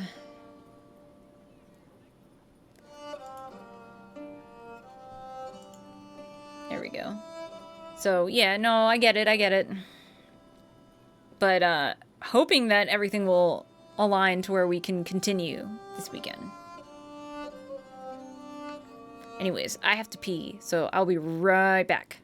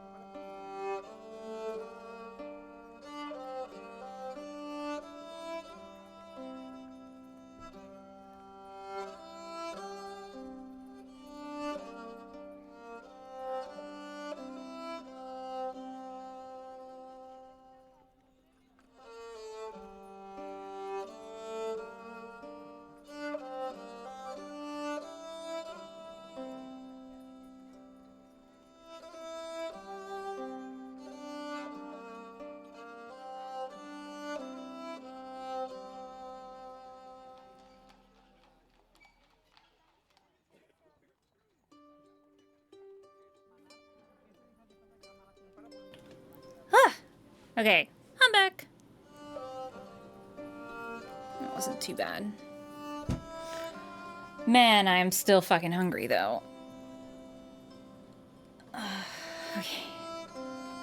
So I'm just kind of like, food! But I want to, now that I have my phone with me so I can keep better track of the time, I know I'm gonna go for a little bit longer before I, like, go eat food. Because I'm so tired.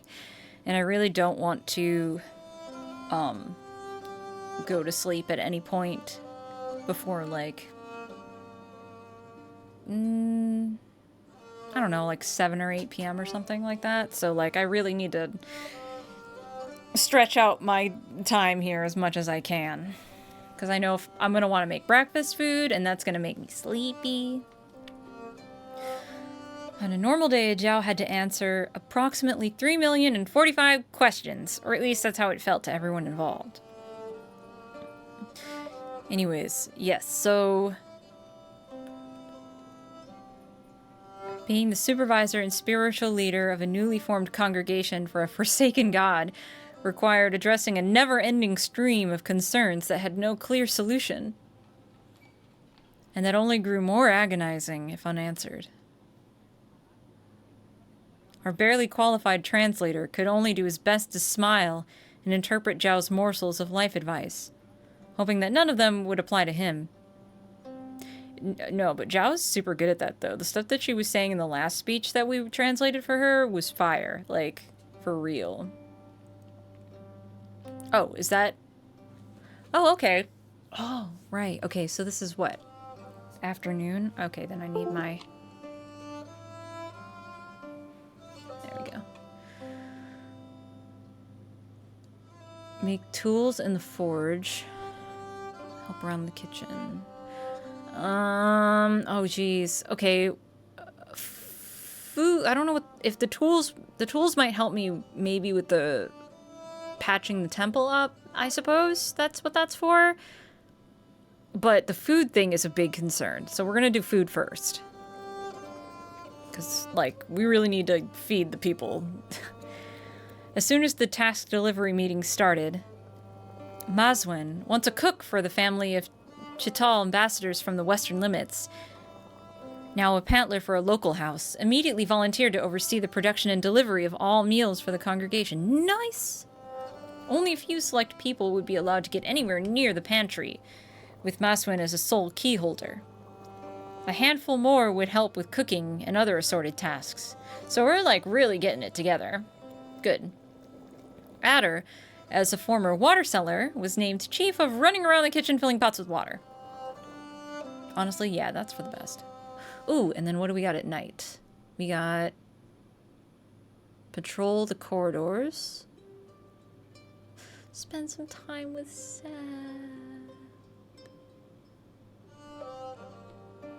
I want to spend some time with Seb. At least for now. Patrolling's a good idea too, but I miss her. I miss her so much.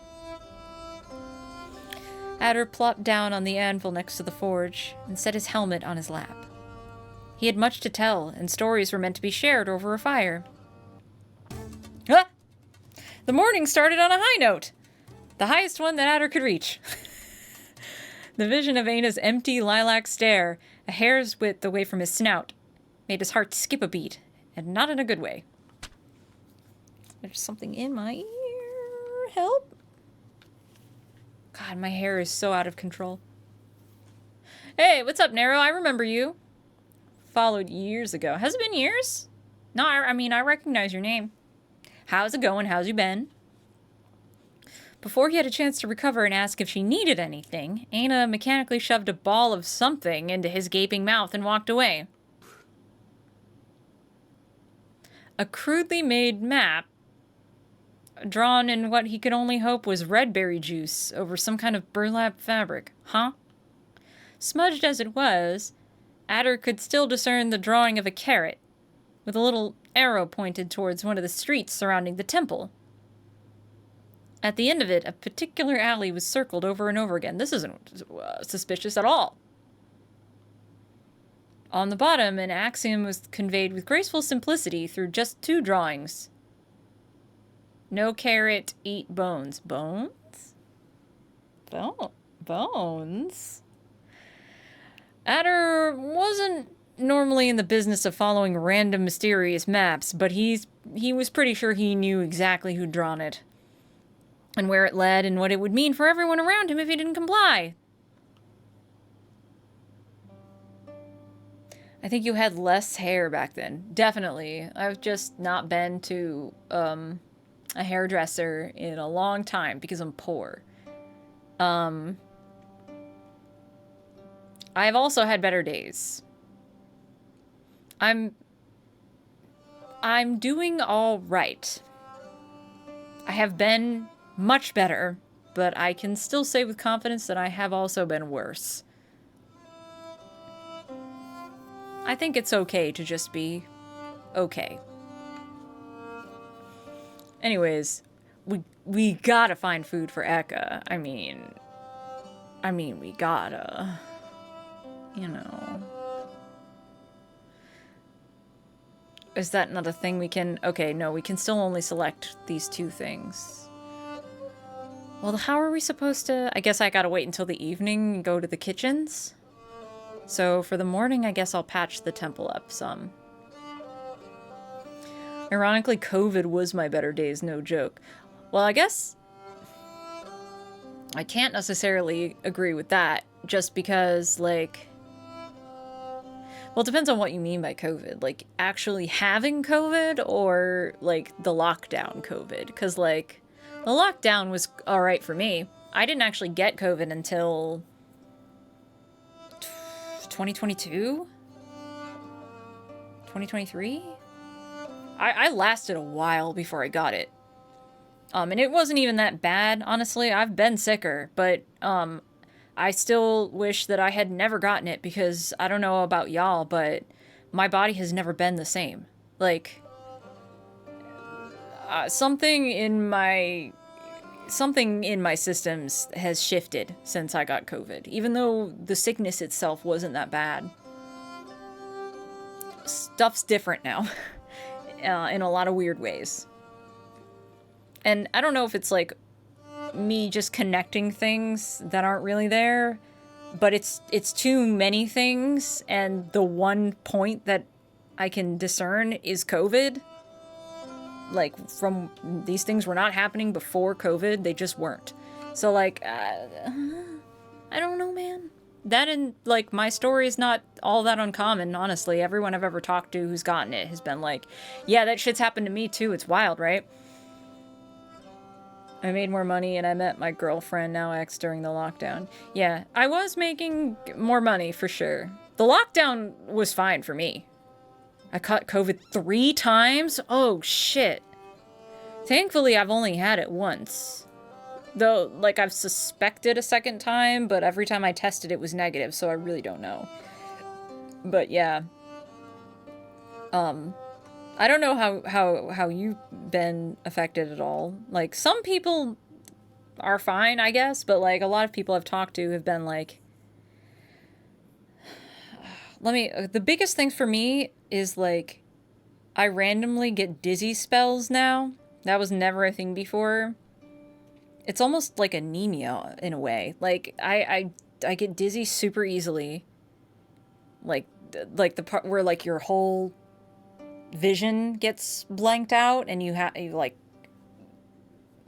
totally disorient and like fall over. Like, that happens to me all the time now. Never in my life happened before COVID. And the thing that everybody seems to agree with me on is the brain fog. I mean, I have ADHD. I was diagnosed at 11 years old. I am no stranger to brain fog. I know what brain fog feels like. It's something that I've dealt with all the time, and I'm medicated, so, like, it's something that medication helps me manage. But I have noted that my brain fog has been much worse since then. And people I've talked to who don't have ADHD have told me that they now experience brain fog all the time now. And they don't know, they're not used to it. They don't understand it. So, yeah, that and my immune system is just worse. Like, I used to have a pretty strong immune system. I didn't really ever get sick much. I get fevers and colds all the fucking time now. It's bullshit. I hate it. I always have to come to terms with the fact that I'm in the minority of never having caught the Rona despite being exposed to it at least 6 times. I mean, I'm glad that I lasted as long as I did. I probably could have avoided it up until now because I don't go out. I don't have a car or a license. I don't drive. And, you know, aside from my day job at the time, I mean, I would just go to work and then go straight home. And I worked in the back and I didn't interact with customers. And now that I'm not working at that shop anymore, I don't really ever leave the house other than maybe taking a little like walks around the neighborhood. But I work with I live with somebody who works I mean, y'all know Jeremy. His job requires him to travel a lot. He drives all over the state. He goes into a lot of establishments. He's a risk, you know? Like, you can't help the people you live with. Actually, the time I did catch COVID, I'm pretty sure I got it from a cop, so thanks for that. But yeah, long COVID syndrome the first time, exhaustion, brain fog, second and third time came and went. Yeah, the brain fog is so bad. It's never been this bad in my whole life. And it's like, I could maybe chalk that up to just me getting older. Like, I don't know how that is because there's a lack of study around how ADHD manifests in adulthood. Because they're so focused on kids as if it just goes away when you grow up. Which is insane to me. Like, I've literally had doctors with that idea in their mind. And I'm like, my brain doesn't just become neurotypical because I'm grown up. I don't know what the fuck are you talking about. But, like, 2020, I turned 30 years old. I was already fully grown. So, like, it's a distinct point where the brain fog got worse for me. I have to connect it to COVID. And so many other people have told me the same thing. I have to connect it to COVID. So yeah, it sucks. Super sucks. I was doing pretty alright during lockdown, though. In 2020, things were okay-ish. I mean, they got really, really bad, and then they got much better for me for a while. Because I had kind of an emotional breakdown in the beginning of 2020. That was unrelated to the lockdown. And then I gradually got to a very healthy place towards the end of the year. I was always a very solitary person, as much as it killed me, both me and my girlfriend, to spend almost 30 months apart while people we knew were just ignoring the guidelines. Oh my god, yeah. No, living in a conservative state in the South, oh, it's so annoying. It's so annoying. Hang on a second. All right, I need to go on a little bit of a thing here with this. As somebody who's been who's been a nerd my whole life, somebody who's been in nerd culture, somebody who's been a big fan of anime since the 90s, somebody who's been a big fan of video games, I've been in like fascinated and interested in Japanese culture. If you've ever been to a convention, face masks, they're so normal. Face masks are like a fashion thing. You know, like, everybody who is immersed in Japanese culture understands that face masks are so normal during cold and flu season. People just wear them all the time. Like, before COVID, just during flu season. Just so, to be considerate, to not get other people sick. And also, you know, like, it's such a part of their culture that there's, like, a whole bunch of really fancy and cool-looking ones. So, like, it was like a fashion thing. So to me, I was like, this makes sense. This is so normal, and we should do this all the time. We should do this during cold season because, you know, I have multiple friends with lupus. Like, close friends. Like, multiple friends and 2 close friends who have lupus. And, like, just the elderly, you know? Like, do you care about old people? Do you care about disabled people? You know? Like, it should be a normal thing. And the way that it immediately became a political thing made me want to die. I remember distinctly in, like, 2021, when it was still, you know, like, people were still concerned about it or whatever, but not here. I went into a restaurant to pick up an order of something, and I had a mask on. I was just picking it up and then going. I was just literally waiting, and someone at the bar looked over at me and went, you know, you don't have to wear that in here.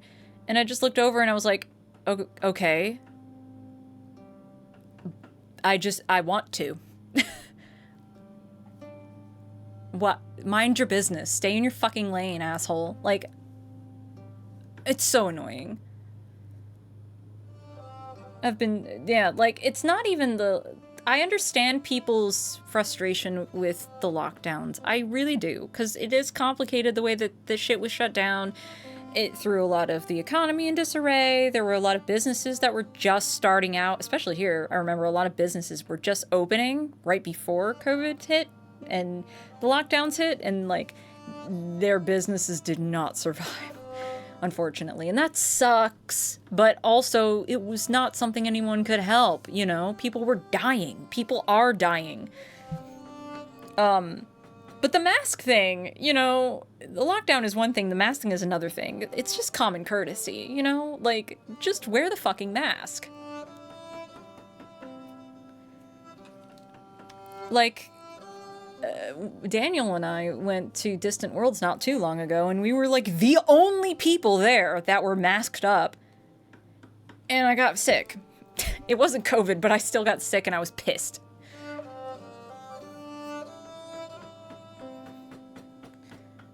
Plus, 90% of the time when I do wear a mask, I'm wearing a mask for me because holy shit, the number of people who think they're invincible is too high. Well, the problem is that masking up doesn't protect you per se as much as it prevents you from spreading germs. So, like, if someone else is sick and they're not masked, your mask isn't going to protect you that much. But it's so annoying the way that people are flipping their fucking shit over wearing a mask. It's like, yeah, you can go out and do whatever, your regular day-to-day life, but if you're sick, if you feel sick, if you have a cold, if you're experiencing symptoms, and you don't want to kill disabled people or old people, wear a fucking mask. Like, I don't want to be responsible for killing someone. I was scared to death the whole time because I was working, we only closed for like a month, but I was working at a tailoring shop, and I was the only employee, and the owner and his wife were both like pushing 80, like they were old, and they both had several health issues, and I was terrified to death that I was going to accidentally get them sick and fucking kill them. And everybody was just taking it as this weird political thing of like, you liberals in your masks, and it's like, no, I just don't want to be responsible for the death of another human being. That's it. That's literally all it is. That's it. Especially on a plane. Oh my god. The amount of times that people are just get so sick. I mean, even if it wasn't flu season, I think I want to make it regular practice that every time I'm on a plane, I want to wear a mask. Because you're in such close quarters with all kinds of people. Like, airports and planes are like conventions, in where, like, it's just begging to get something. I think it should be super normal to just mask up on a plane. Just wear a mask. Just do it. Just do it. Anyways, be considerate of other people, please, I'm begging you. It's not political to care about the lives of other people. And disabled people should just be able to, like, go out and live their lives and not have to worry about you killing them. A whirlwind of half-built tents, blankets, and cookware lay strewn across the barren garden that once welcomed devotees into Hirob's home. Yeah, that's all I have to say on the matter. While technically within the temple's premises, the courtyard sat outside the sanctity of the main keep, and currently offered about as much protection against the elements as a hedge. Adder stretched out his back and rolled his shoulders a few times. Someone could definitely use a giant hand or two moving stuff around. Oh man. Oh, I want to help. I want to get food for Eka, but also, if Zhao is at the forge... in Berlin, they had free masks just about everywhere. That's the other thing, is that because it became immediately a weird political thing, I've seen many places that just offer masks, especially in medical offices. Like, even now, when COVID is supposedly over, like, even now, today, when I go to my doctor's office, in the lobby, like that entryway before you go into the main lobby, because it's like there are 2 sets of doors, there's just a box of masks there. But if you offer someone around here a mask, just be like, here's a free mask, they'll get offended. It's so fucking stupid. Like, nobody is trying to... They're literally just trying to have you protect other people from your fucking germs.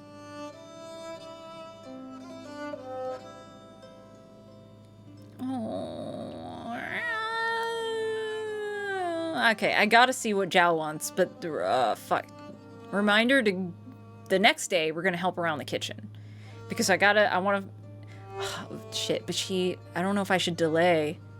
She sent that note. Ignoring Eka could be bad. You're a voice actress, Watashi? I am! I am the voice of Eka in this game, which is part of the reason I don't want to piss me off, you know? But also, I mean, there has to be a way, I think, if I'm remembering right, from what Max has told me, is that you're, like, building relationship statuses with these people, and I'm like, I don't know if it's possible to get a full 100% perfect ending thing. I think it is, but I'm not positive. So I'm like, I don't know if I want to miss an opportunity to speak with Zhao and, like, ruin the potential for, like, the good ending, quote unquote. So I'm like, I don't want to put off Eka, but also...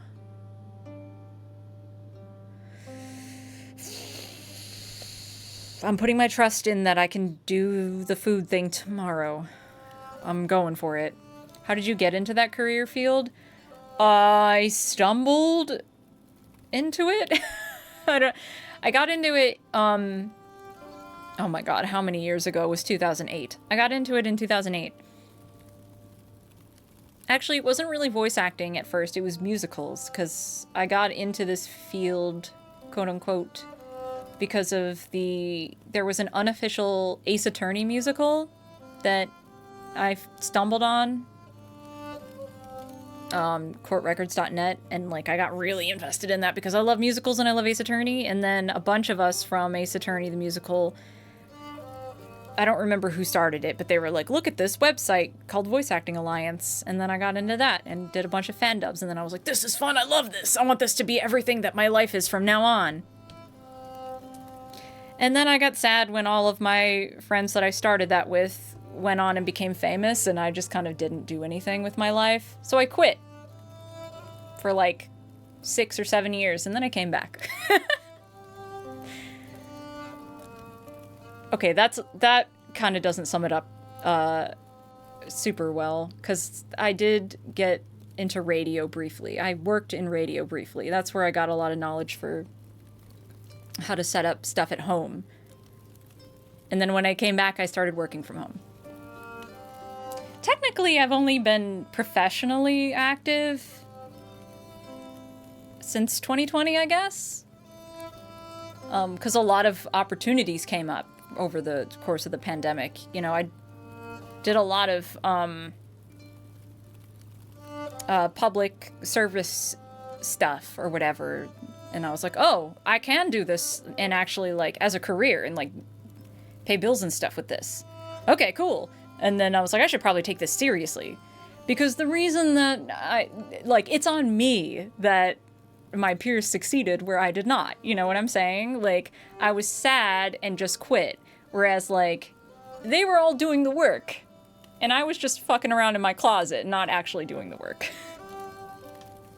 So, I decided around the time of the pandemic to be like, I'm gonna buckle down and do this seriously, and then that's how this happened. It sounds like you need to get your ass in gear and get famous. There's so many factors into that. That and I can't recommend people getting into voiceover exactly. Not unless you really love doing it, like, and don't mind making it a career that you pay your bills with. You have to really be in this for fun, because it's never going to work if you're just trying to get a paycheck. I promise. Like, I love playing pretend. And I'm not very good at expressing myself.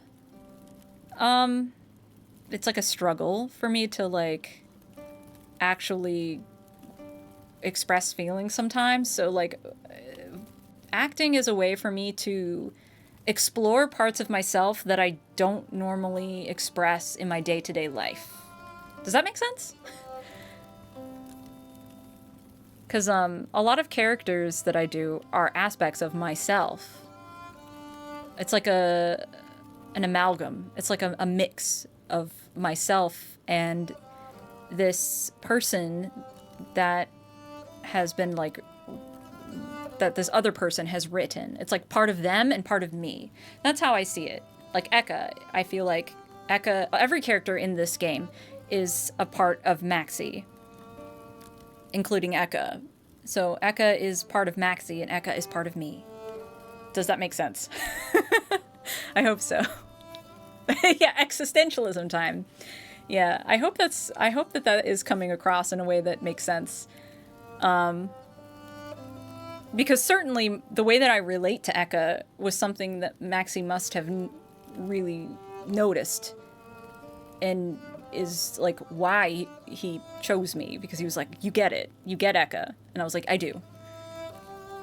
Right, the writer makes the character, but it's supposed to be a collaborative effort, which is what I love about acting, is that it's a collaborative effort.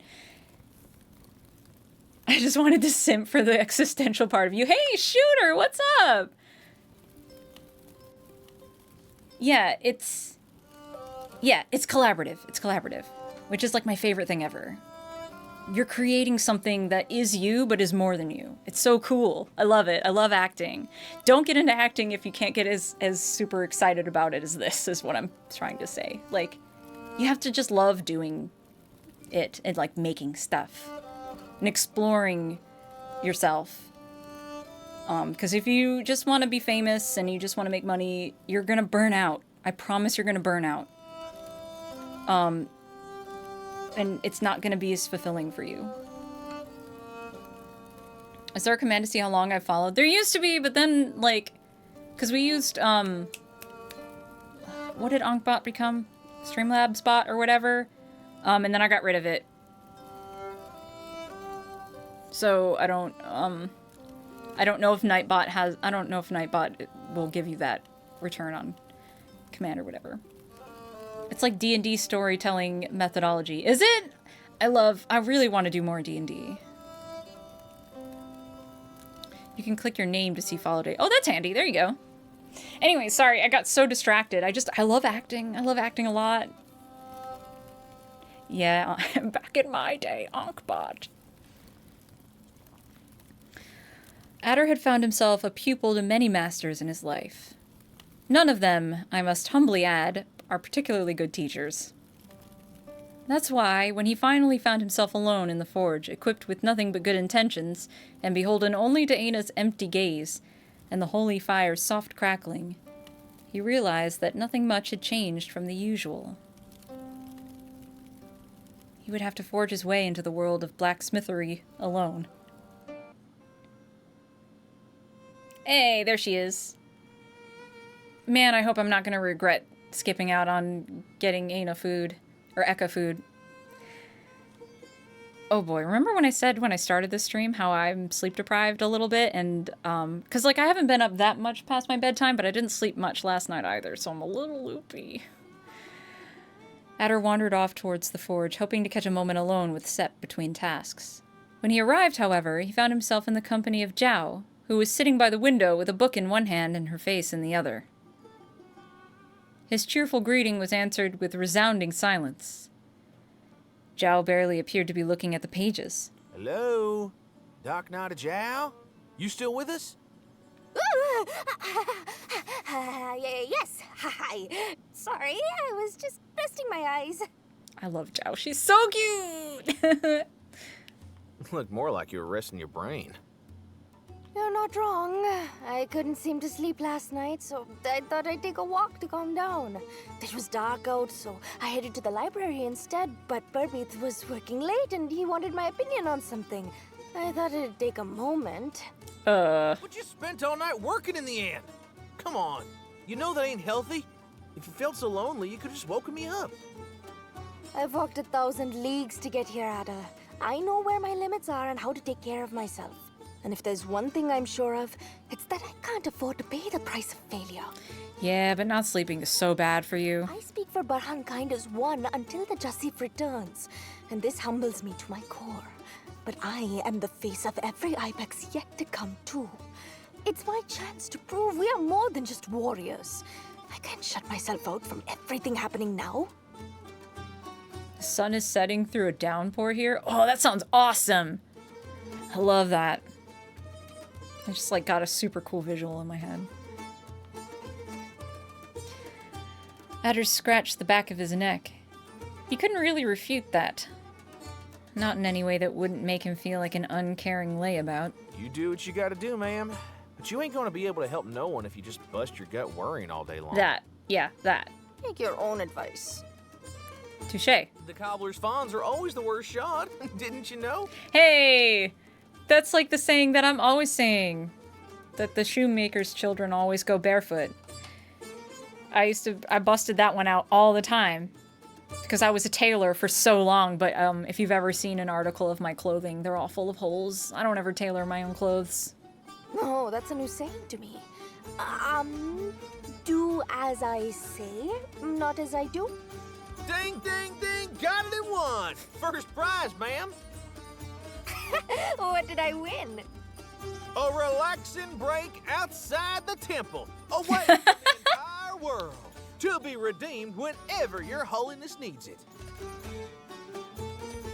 Zhao cast her eyes down, focusing once more on the book she'd spent the last half hour ignoring.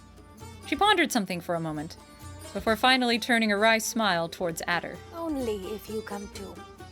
Okay. Adder grinned back at first.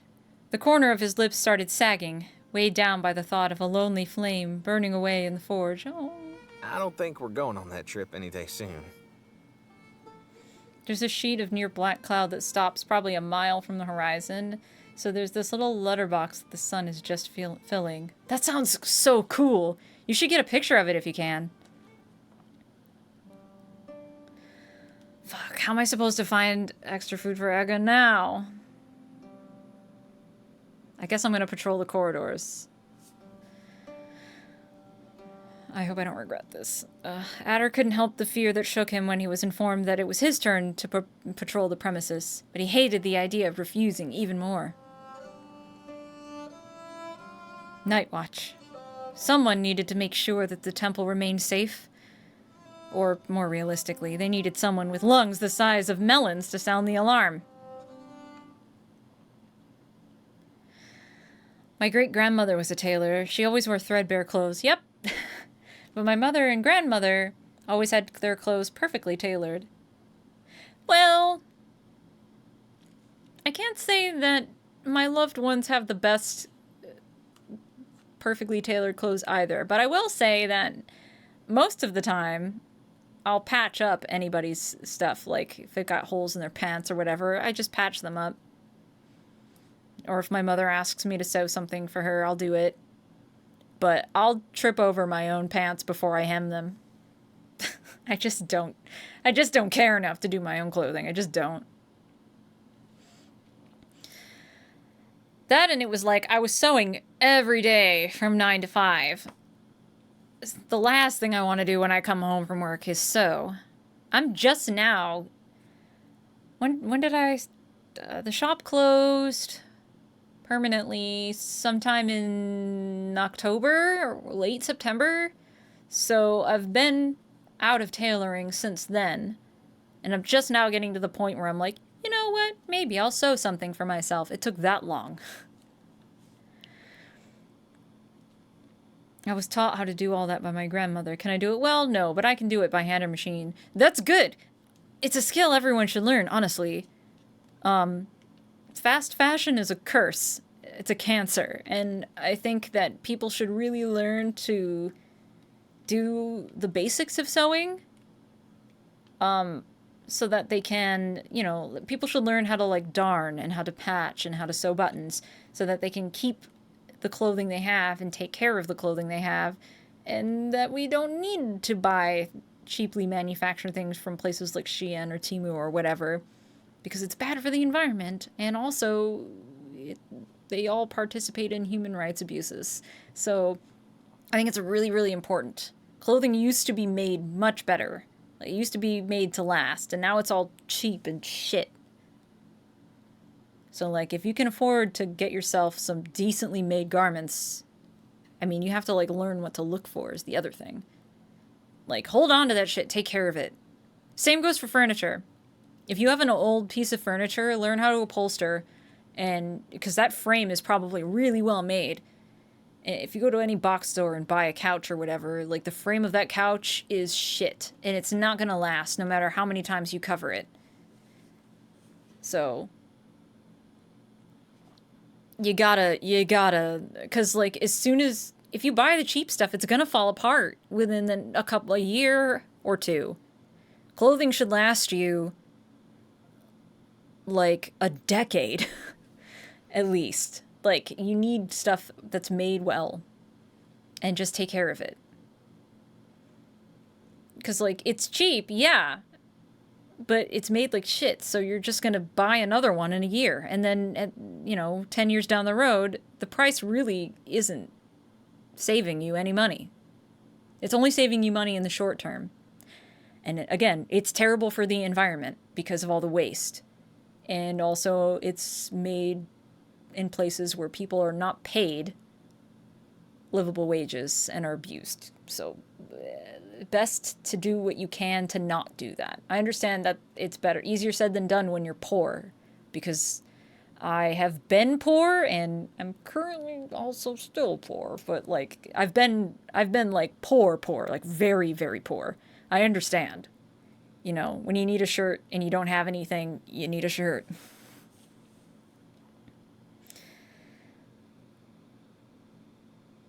Yep, yeah, a man who can afford...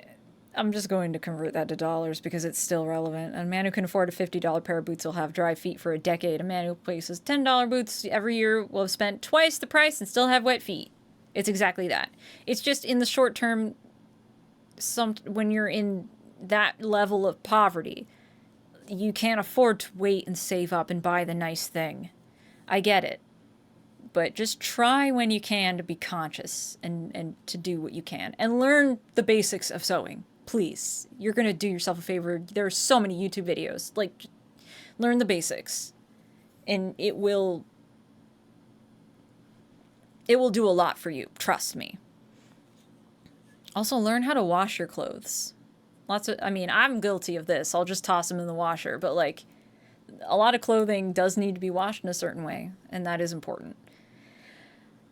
Adder turned in his sleep. The voices haunted him this night, too, but they weren't inside his head for once. Adder, can't you hear? Wake up! Drag your ass out there, or they're going to get us all killed! Get off, jump scare. Huh? Who's gonna get us killed? What? Never use fabric softener. I learned that lesson more recently. I should have known better for as long as I've been doing stuff in textiles, but yeah, fabric softener is the clothing killer. Stop using it. You really don't need dryer sheets either. I'm just putting that out there. You don't need them. It was only after Adder was scared awake from the faint sound of someone banging their fist against metal finally reached his ears. Someone, please come out. We have to stop Etor. Oh, fuck. What is he doing now? Adder didn't have time to hesitate. He immediately staggered to his feet and reached out for his helmet. Without thinking twice, he limped towards the entrance.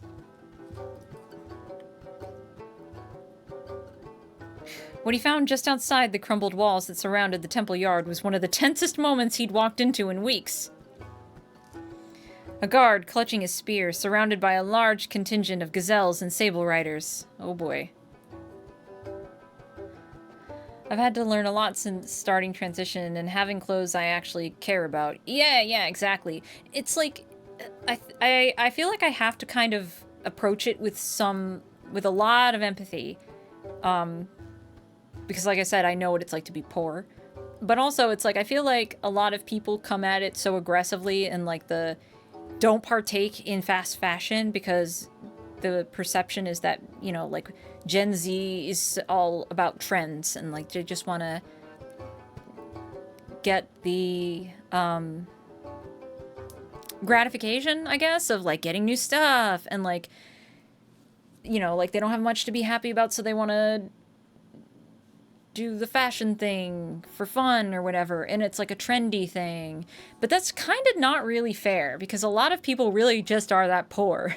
It's not really about people just changing out their wardrobe every season. I worked for those people. The people that change their wardrobe every season, they're not buying stuff from Shein, trust me. I used to tailor for them. All their stuff was expensive.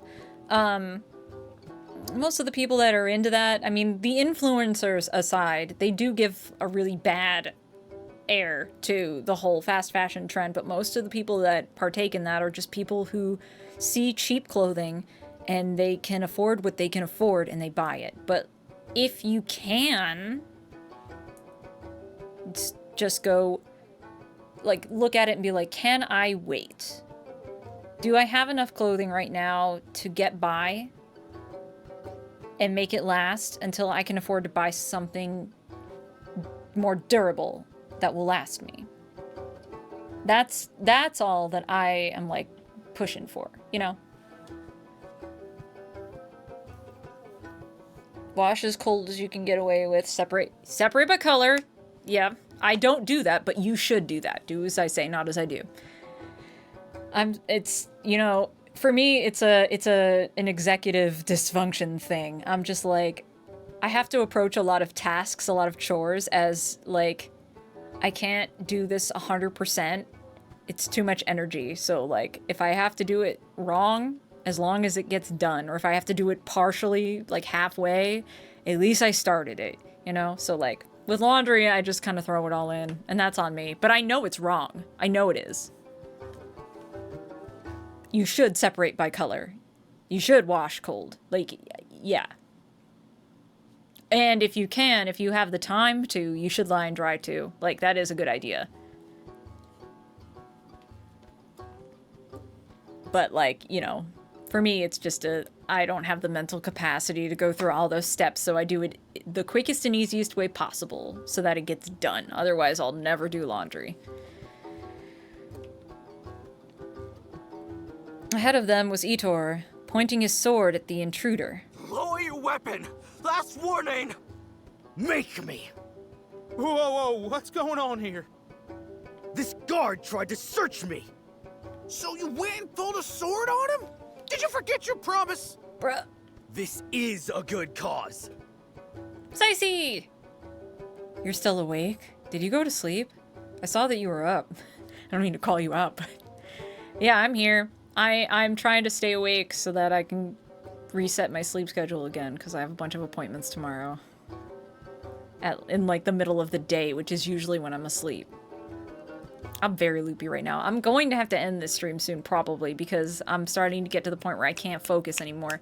My meds have long worn off, and I'm hungry and tired and loopy. Itor, please! Put that thing down before you do something you regret! And I'm out of caffeine! Aina's eyes shone a dangerous purple behind Adder. He gently pushed her back behind the gate, hoping that she wouldn't have to come out. Yeah, I didn't mean to immediately oust you. I was just concerned because I saw that you... I saw that you were awake when you usually aren't, so I was like, oh no! Are we in, like, sleep-deprived buddies? Give us a pure, unabated ADHD Kemi stream. And just activity hopping into a crazed tornado. I'm just really spacey and easily distractible. To where it's like, having a chat is usually, like, super stimulating and engaging for me. But unmedicated, I'm just like, The game. Chat. And I just forget. Not that y'all are any strangers for me going on tangents or whatever, but like, it's like I'm struggling. And like, I want to give this my attention because this plot is complicated. I think someone mentioned earlier about how like I know the script to a degree because of the lines that I've performed in this, but like there's a lot of this that I'm still like only loosely like recognize. So like this is still my first actual playthrough of this chapter. So there's a lot I'm piecing together outside of the context of the scenes that I'm in, you know? So I'm like doing my best right now to pay attention because like there's serious shit happening right now. Like we're in the middle of an actual revolution. And I'm guessing right now clashing with the cops essentially. Fucking ACAB. Adder made to step out alone into the group when it finally dawned on him that he wasn't wearing his full disguise. Oh, fuck. Oh, and we're also wanted, so if they recognize us, we're donezo. Even in the cover of night, if that guard were to recognize him... Wait here, all right? I'll go get... You're not going anywhere until I say so! What language do I have to speak to make your little gazelle friends understand that it's curfew? Nobody gets to wander the city at night without a permit. Fuck off. Permits. I wipe my ass with all the permits in your city. I'm a free man, and I shall go where I damn well please, when I choose to. Yeah, tell him. Oh man, this is a hard decision, because like, my brain wants to be like, curfew my butt! But also... Oh, no, I want to pot. Nah, fuck it, I can't. Curfew my butt. I've been living here for like 2 years now, and I've never needed a permit to wander around after curfew. You just ask for them when you feel like it. Seems the itch always hits them around gazelles. Mm-hmm. That's admitting to a crime, you stupid hick! The curfew is absolute! As they say, disregard the constabulary. Yes! That is what they say. I mean, you're outnumbered, my guy. I'm just saying. A brick flew right past the guard's face. He immediately put his spear up, looking for the thrower, but the number of people holding debris only increased with every threat he made. At the very last moment, when violence seemed like an inevitable turn, the gates clanked open once more. In the cover of the night, a small, half-dressed goat with her hair still down and a serious scowl on her face walked out. Uh-oh, Zhao might get mad at me for this, though. Stop! More screams wouldn't help you. What is the problem? The problem is that the lot of you huffheads don't realize the position you're in. If you don't help me put shackles on the sword guy right now, I'm going to have everyone in the Sodding Temple arrested for obstruction! Nah. Why? What do you mean, why? Because that's the law! Do you know what a law is, you stupid goat? I hate this guy. I hate him. Everyone around him tensed up. Zhao put her hand up. What is the reason? The purpose of this law? To stop no-gooders like you from wandering about! Zhao sent a look in Adder's direction. He immediately knew to crouch down to her eye level. Once she had finished muttering her thoughts, Adder nodded, straightened himself up, and said for her, So you limit the rights of all the citizens in order to justify your own prejudice? Mm-hmm. The guard stammered back. You could almost hear him go red in the face in the dark. I'm not the one who writes the rules, I just enforce them! Yeah, but you like enforcing them. This is unlawful occupation of public property! There will be consequences! I've said it before, there's no such thing as a good cop. Unlawful! Get a load of this guy. Don't you know the temple belongs to that old Mother Hubbard Tespertalk? It's private property, champ. He's letting us stay here because he wants to. Adder felt like the guard immediately knew it was a bluff, but not which part.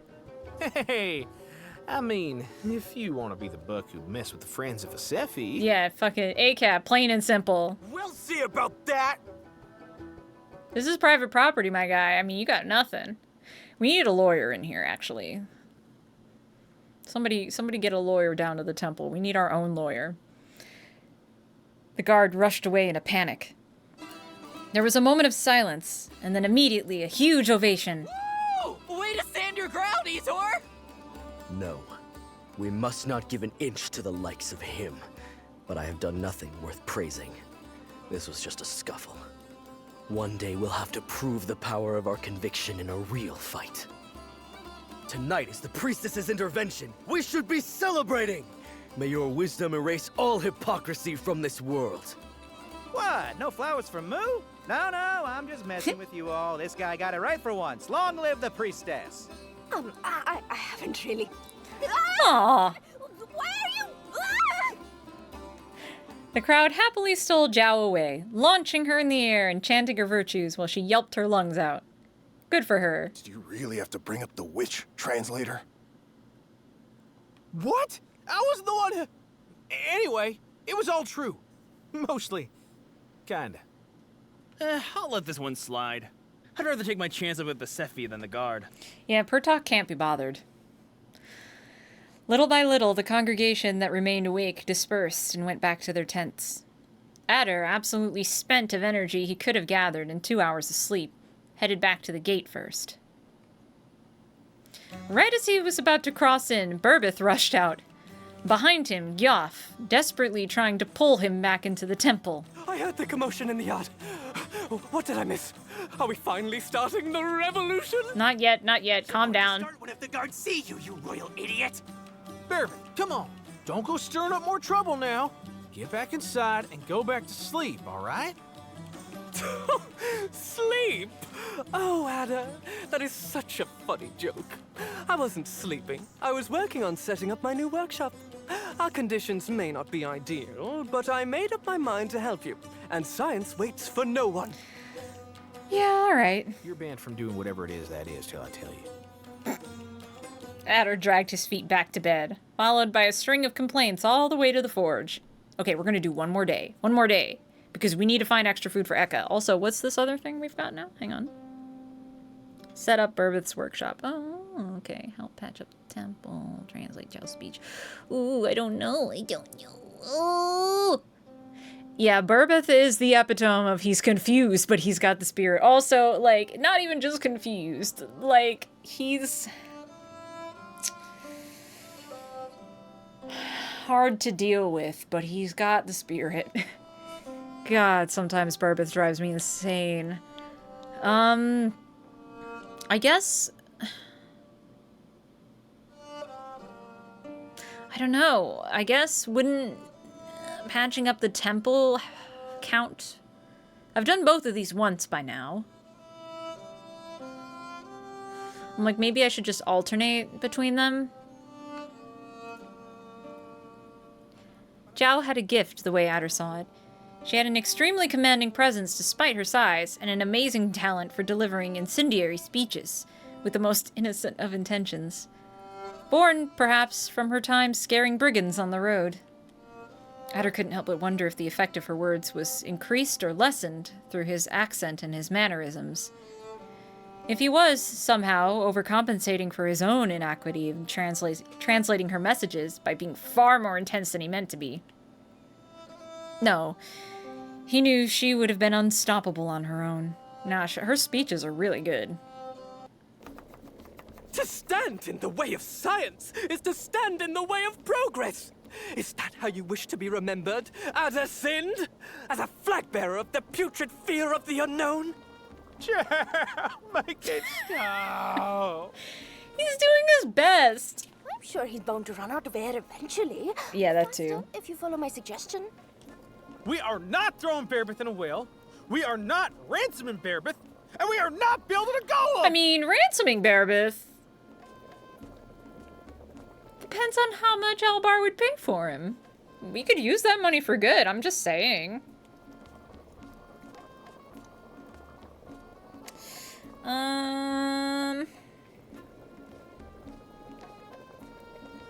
Sorry, I needed to check something. Yeah, this will be the last day, I think. So let's borrow one then! Borrow a golem? Borrow as in loan? The only person that we know that actually has a real golem is Talid. And, I don't really know how Taylor would think of the things that are happening here right now. Loner. But I mean... I gotta go wake y'all up! Oh! Huh! Yeah, there he is! I'm like, I mean, if it's to help Sep, but also, I don't know, man. Taylid is a wild card. When it comes, I have a hard time reading him. Taylid barely shifted his eyes towards Sir Upperfield and his retinue, which had so boldly decided to show up in his guild office unannounced. I thought I made it clear that I could not be seen with the likes of you, Addersund, and less so accompanied by that fetid parasite, of all people in this city.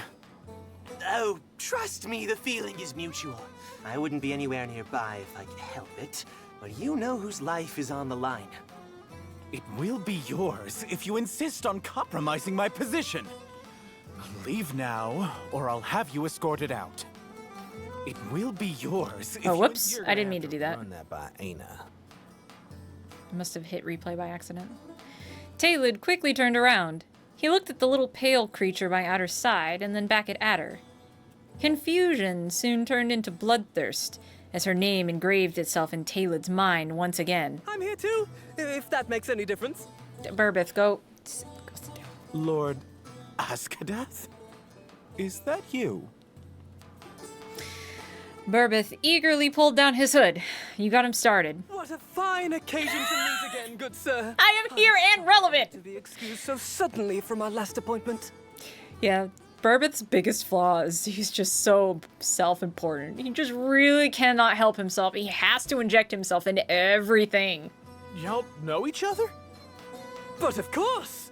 Mr. Taylor is a fellow golem enthusiast. Yes, this makes and sense. pal of mine for many moons now. He kindly arranged for us to meet at last and discuss a possible commercial transaction just a couple weeks ago. A couple of weeks ago in a tavern in Slander where he never did show up. Taylid locked eyes with Adder. In any other circumstance, he would have found himself stabbed at the implication of a could-be, maybe, not really interrupted magnicide attempt. The epitome of main character syndrome. Yeah, he's also, like, the definition of the explainer guy. He's the actually guy. And I'm like, come on, man. I know you mean to do good, but you gotta shut up. You have to learn when to shut up. You have 5 seconds. What does Sep need? A new body! Wait, no, we're not doing the golem thing. Excuse me. Well, we're just throwing ideas out there. Barabit's gonna do some science to see if he can bring her back, but, you know, just in case, if worst came to worst, which it ain't, but you never be too careful, we may need to, find her a new golem body. You what? Taylid, your sister is still a pitiful lump of coal withering away in a forge! Give the golem humpers anything they want! No, we're not doing this! No. Are you all mad? I cannot involve myself in this. It's heresy of the highest. You will help that butterball get every single pound back! Or so help me, there won't be a single merchant in all of Agathor unaware of the fact Taylid the treasurer is naught but the son of a hanged deer and a conspiring courtesan. Taylid's mouth trembled wordlessly. He dropped down on his chair, exhausted. What kind of automaton are you even looking for? Well, before we can even start to talk about the intricacies of the matter of transplanting a soul, we'll need to find a way to stabilize her current form. I've brought a very exhaustive list of the chemical compounds I would like to experiment with first. Okay, this is sounding a little bit better. This is the Traders Guild, not the Alchemists. We don't deal in dangerous substances. You deal in money and brute force. I'm sure you can arrange something. I will find someone willing to sell you those materials, but that's as far as I'm willing to get myself involved in this matter. Anything else? Desserts. For Sep. Yep. She'll be real hungry when she wakes up. Food. We need food. So be it. Now vanish. Leave this place and never come back. Thank you, Tay-Tay! I love that was great. Do not call me! Bye! Everyone hurried away from the door, lest Taylor would feel like shutting Yoff up forever. Oh, fuck. I got so many things to... okay, we're going to the kitchen, though, because we need to get food for Eka. Keep an eye on Bearbeth. I'm sure he won't get up to anything terrible while we're gone. Right? Right, guys? We can leave him alone, right? I don't feel good about this, but I said I was gonna do this, so I'm gonna do this. If this is even the way to get the food, I'm not really sure. But if there's anywhere I'm gonna get food for Eka, it would be here. A visibly wounded, growing young man, gaunt to the point of misery. He's an adult, ostensibly.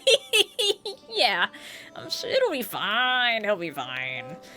He just, you know, he tends to get carried away, and I don't want to come back to him, like, finding out that he just put Sep in a golem when I explicitly told him not to. If he does, I'm gonna kill him. Adder was always a hit among the older ladies of all species. Enamored with their new gallant kitchen helper, the wives in the kitchen insisted on teaching Adder how to hold a knife, in principle.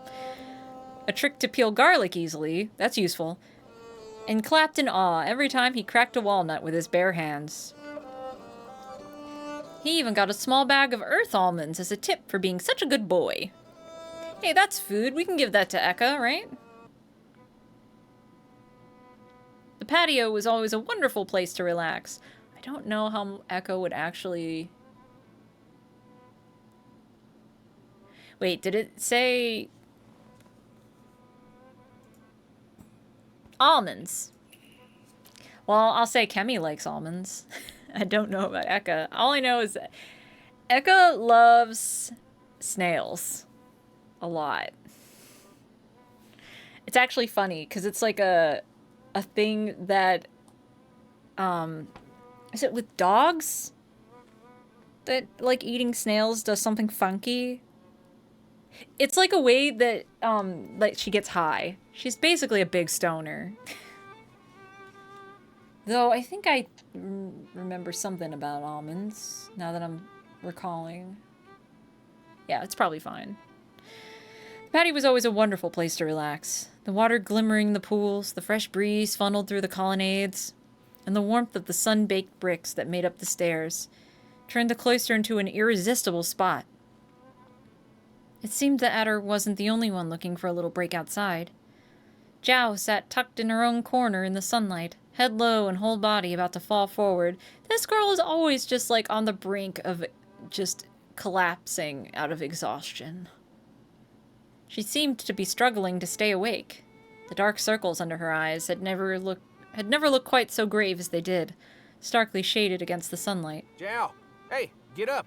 I know the weather feels great this time of the year, but you're gonna end up getting heat stroke if you nap under the sun like that. Yeah. Zhao grumbled something. She clung onto Adder's hand and slowly got up. She hadn't taken 2 steps when her knees suddenly faltered and she tumbled to the ground. Zhao!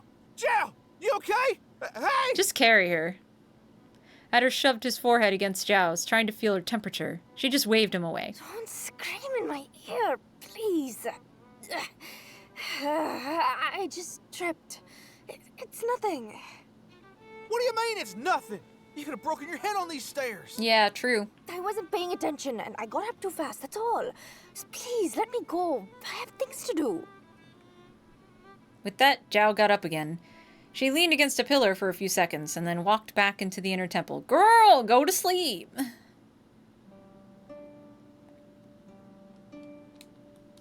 Well, that wasn't a great interaction. Okay, I think we got what we needed.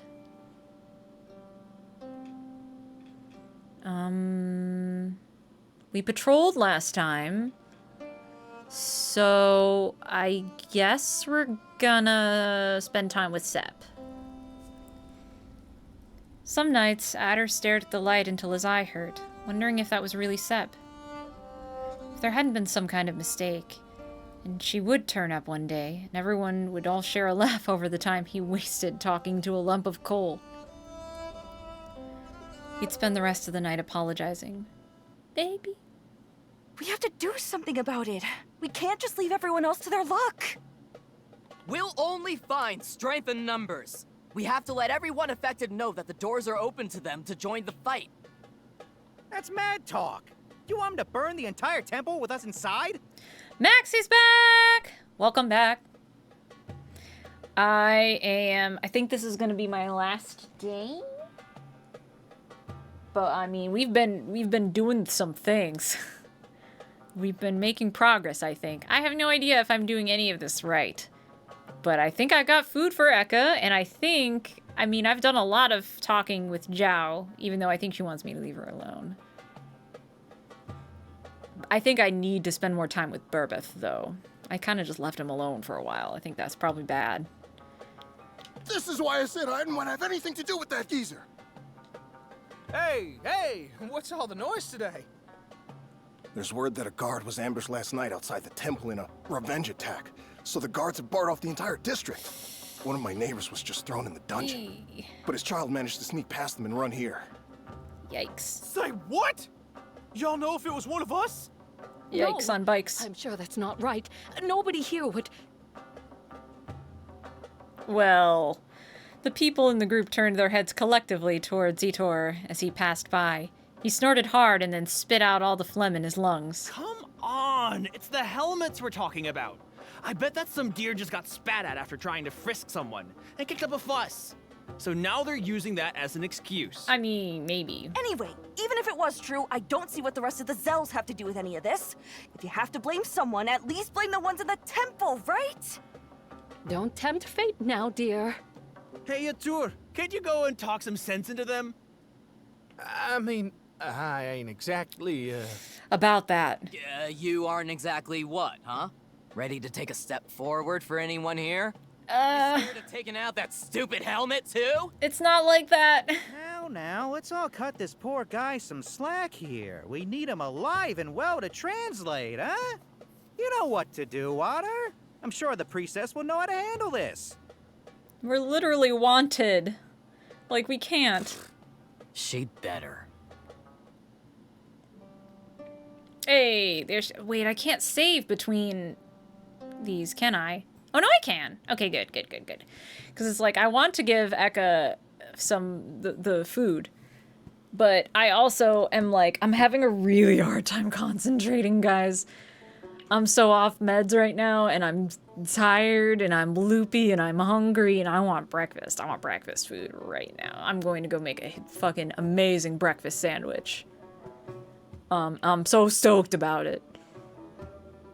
In fact, I'm gonna save in a separate slot, because I am, like, so not sure if I made the right choices. Anyways, yes, wait, hang on. Before I do anything, I'm calling up the credits because y'all, this game was made by so many cool people. And I'm especially like, look at this fucking cast. Look at them. Look at them. They're all so talented. Anjali, please. I love you so much. I love Zhao. And yeah, I'm gonna go make a fat breakfast sandwich, and we will come back to this soon, because I really am. We're gonna do a deep night soon. I've got a bunch of indie games piled up, so we're gonna do a deep night soon, and then we're gonna turn to this soon, and we're also gonna do Ace Attorney, hopefully this weekend. Tomorrow's out, because I've got adult things to do, but maybe the day after? What's today? I don't even know what day it is. It's Monday. Yeah, so I got all week. Yeah. Let's shoot for the day after tomorrow and see where that goes. Keep an eye on Twitter. Or our Discord, because those are the only places that I ever really update whenever I go live. Because I don't have a schedule. You'll never pin me down to a consistent schedule. It'll just never happen. Just keep an eye on Twitter or Discord and you'll know when I go live. That's it. And then I think I am going to host somebody. I think I know exactly who I want to host if she is still online. And I will see you all sometime this week. Drink water, take your meds. Don't forget to eat and get lots of sleep. And just, you know, touch grass. Seriously, go outside. It's so good for you. And take care of yourselves, and I'll see you all next time.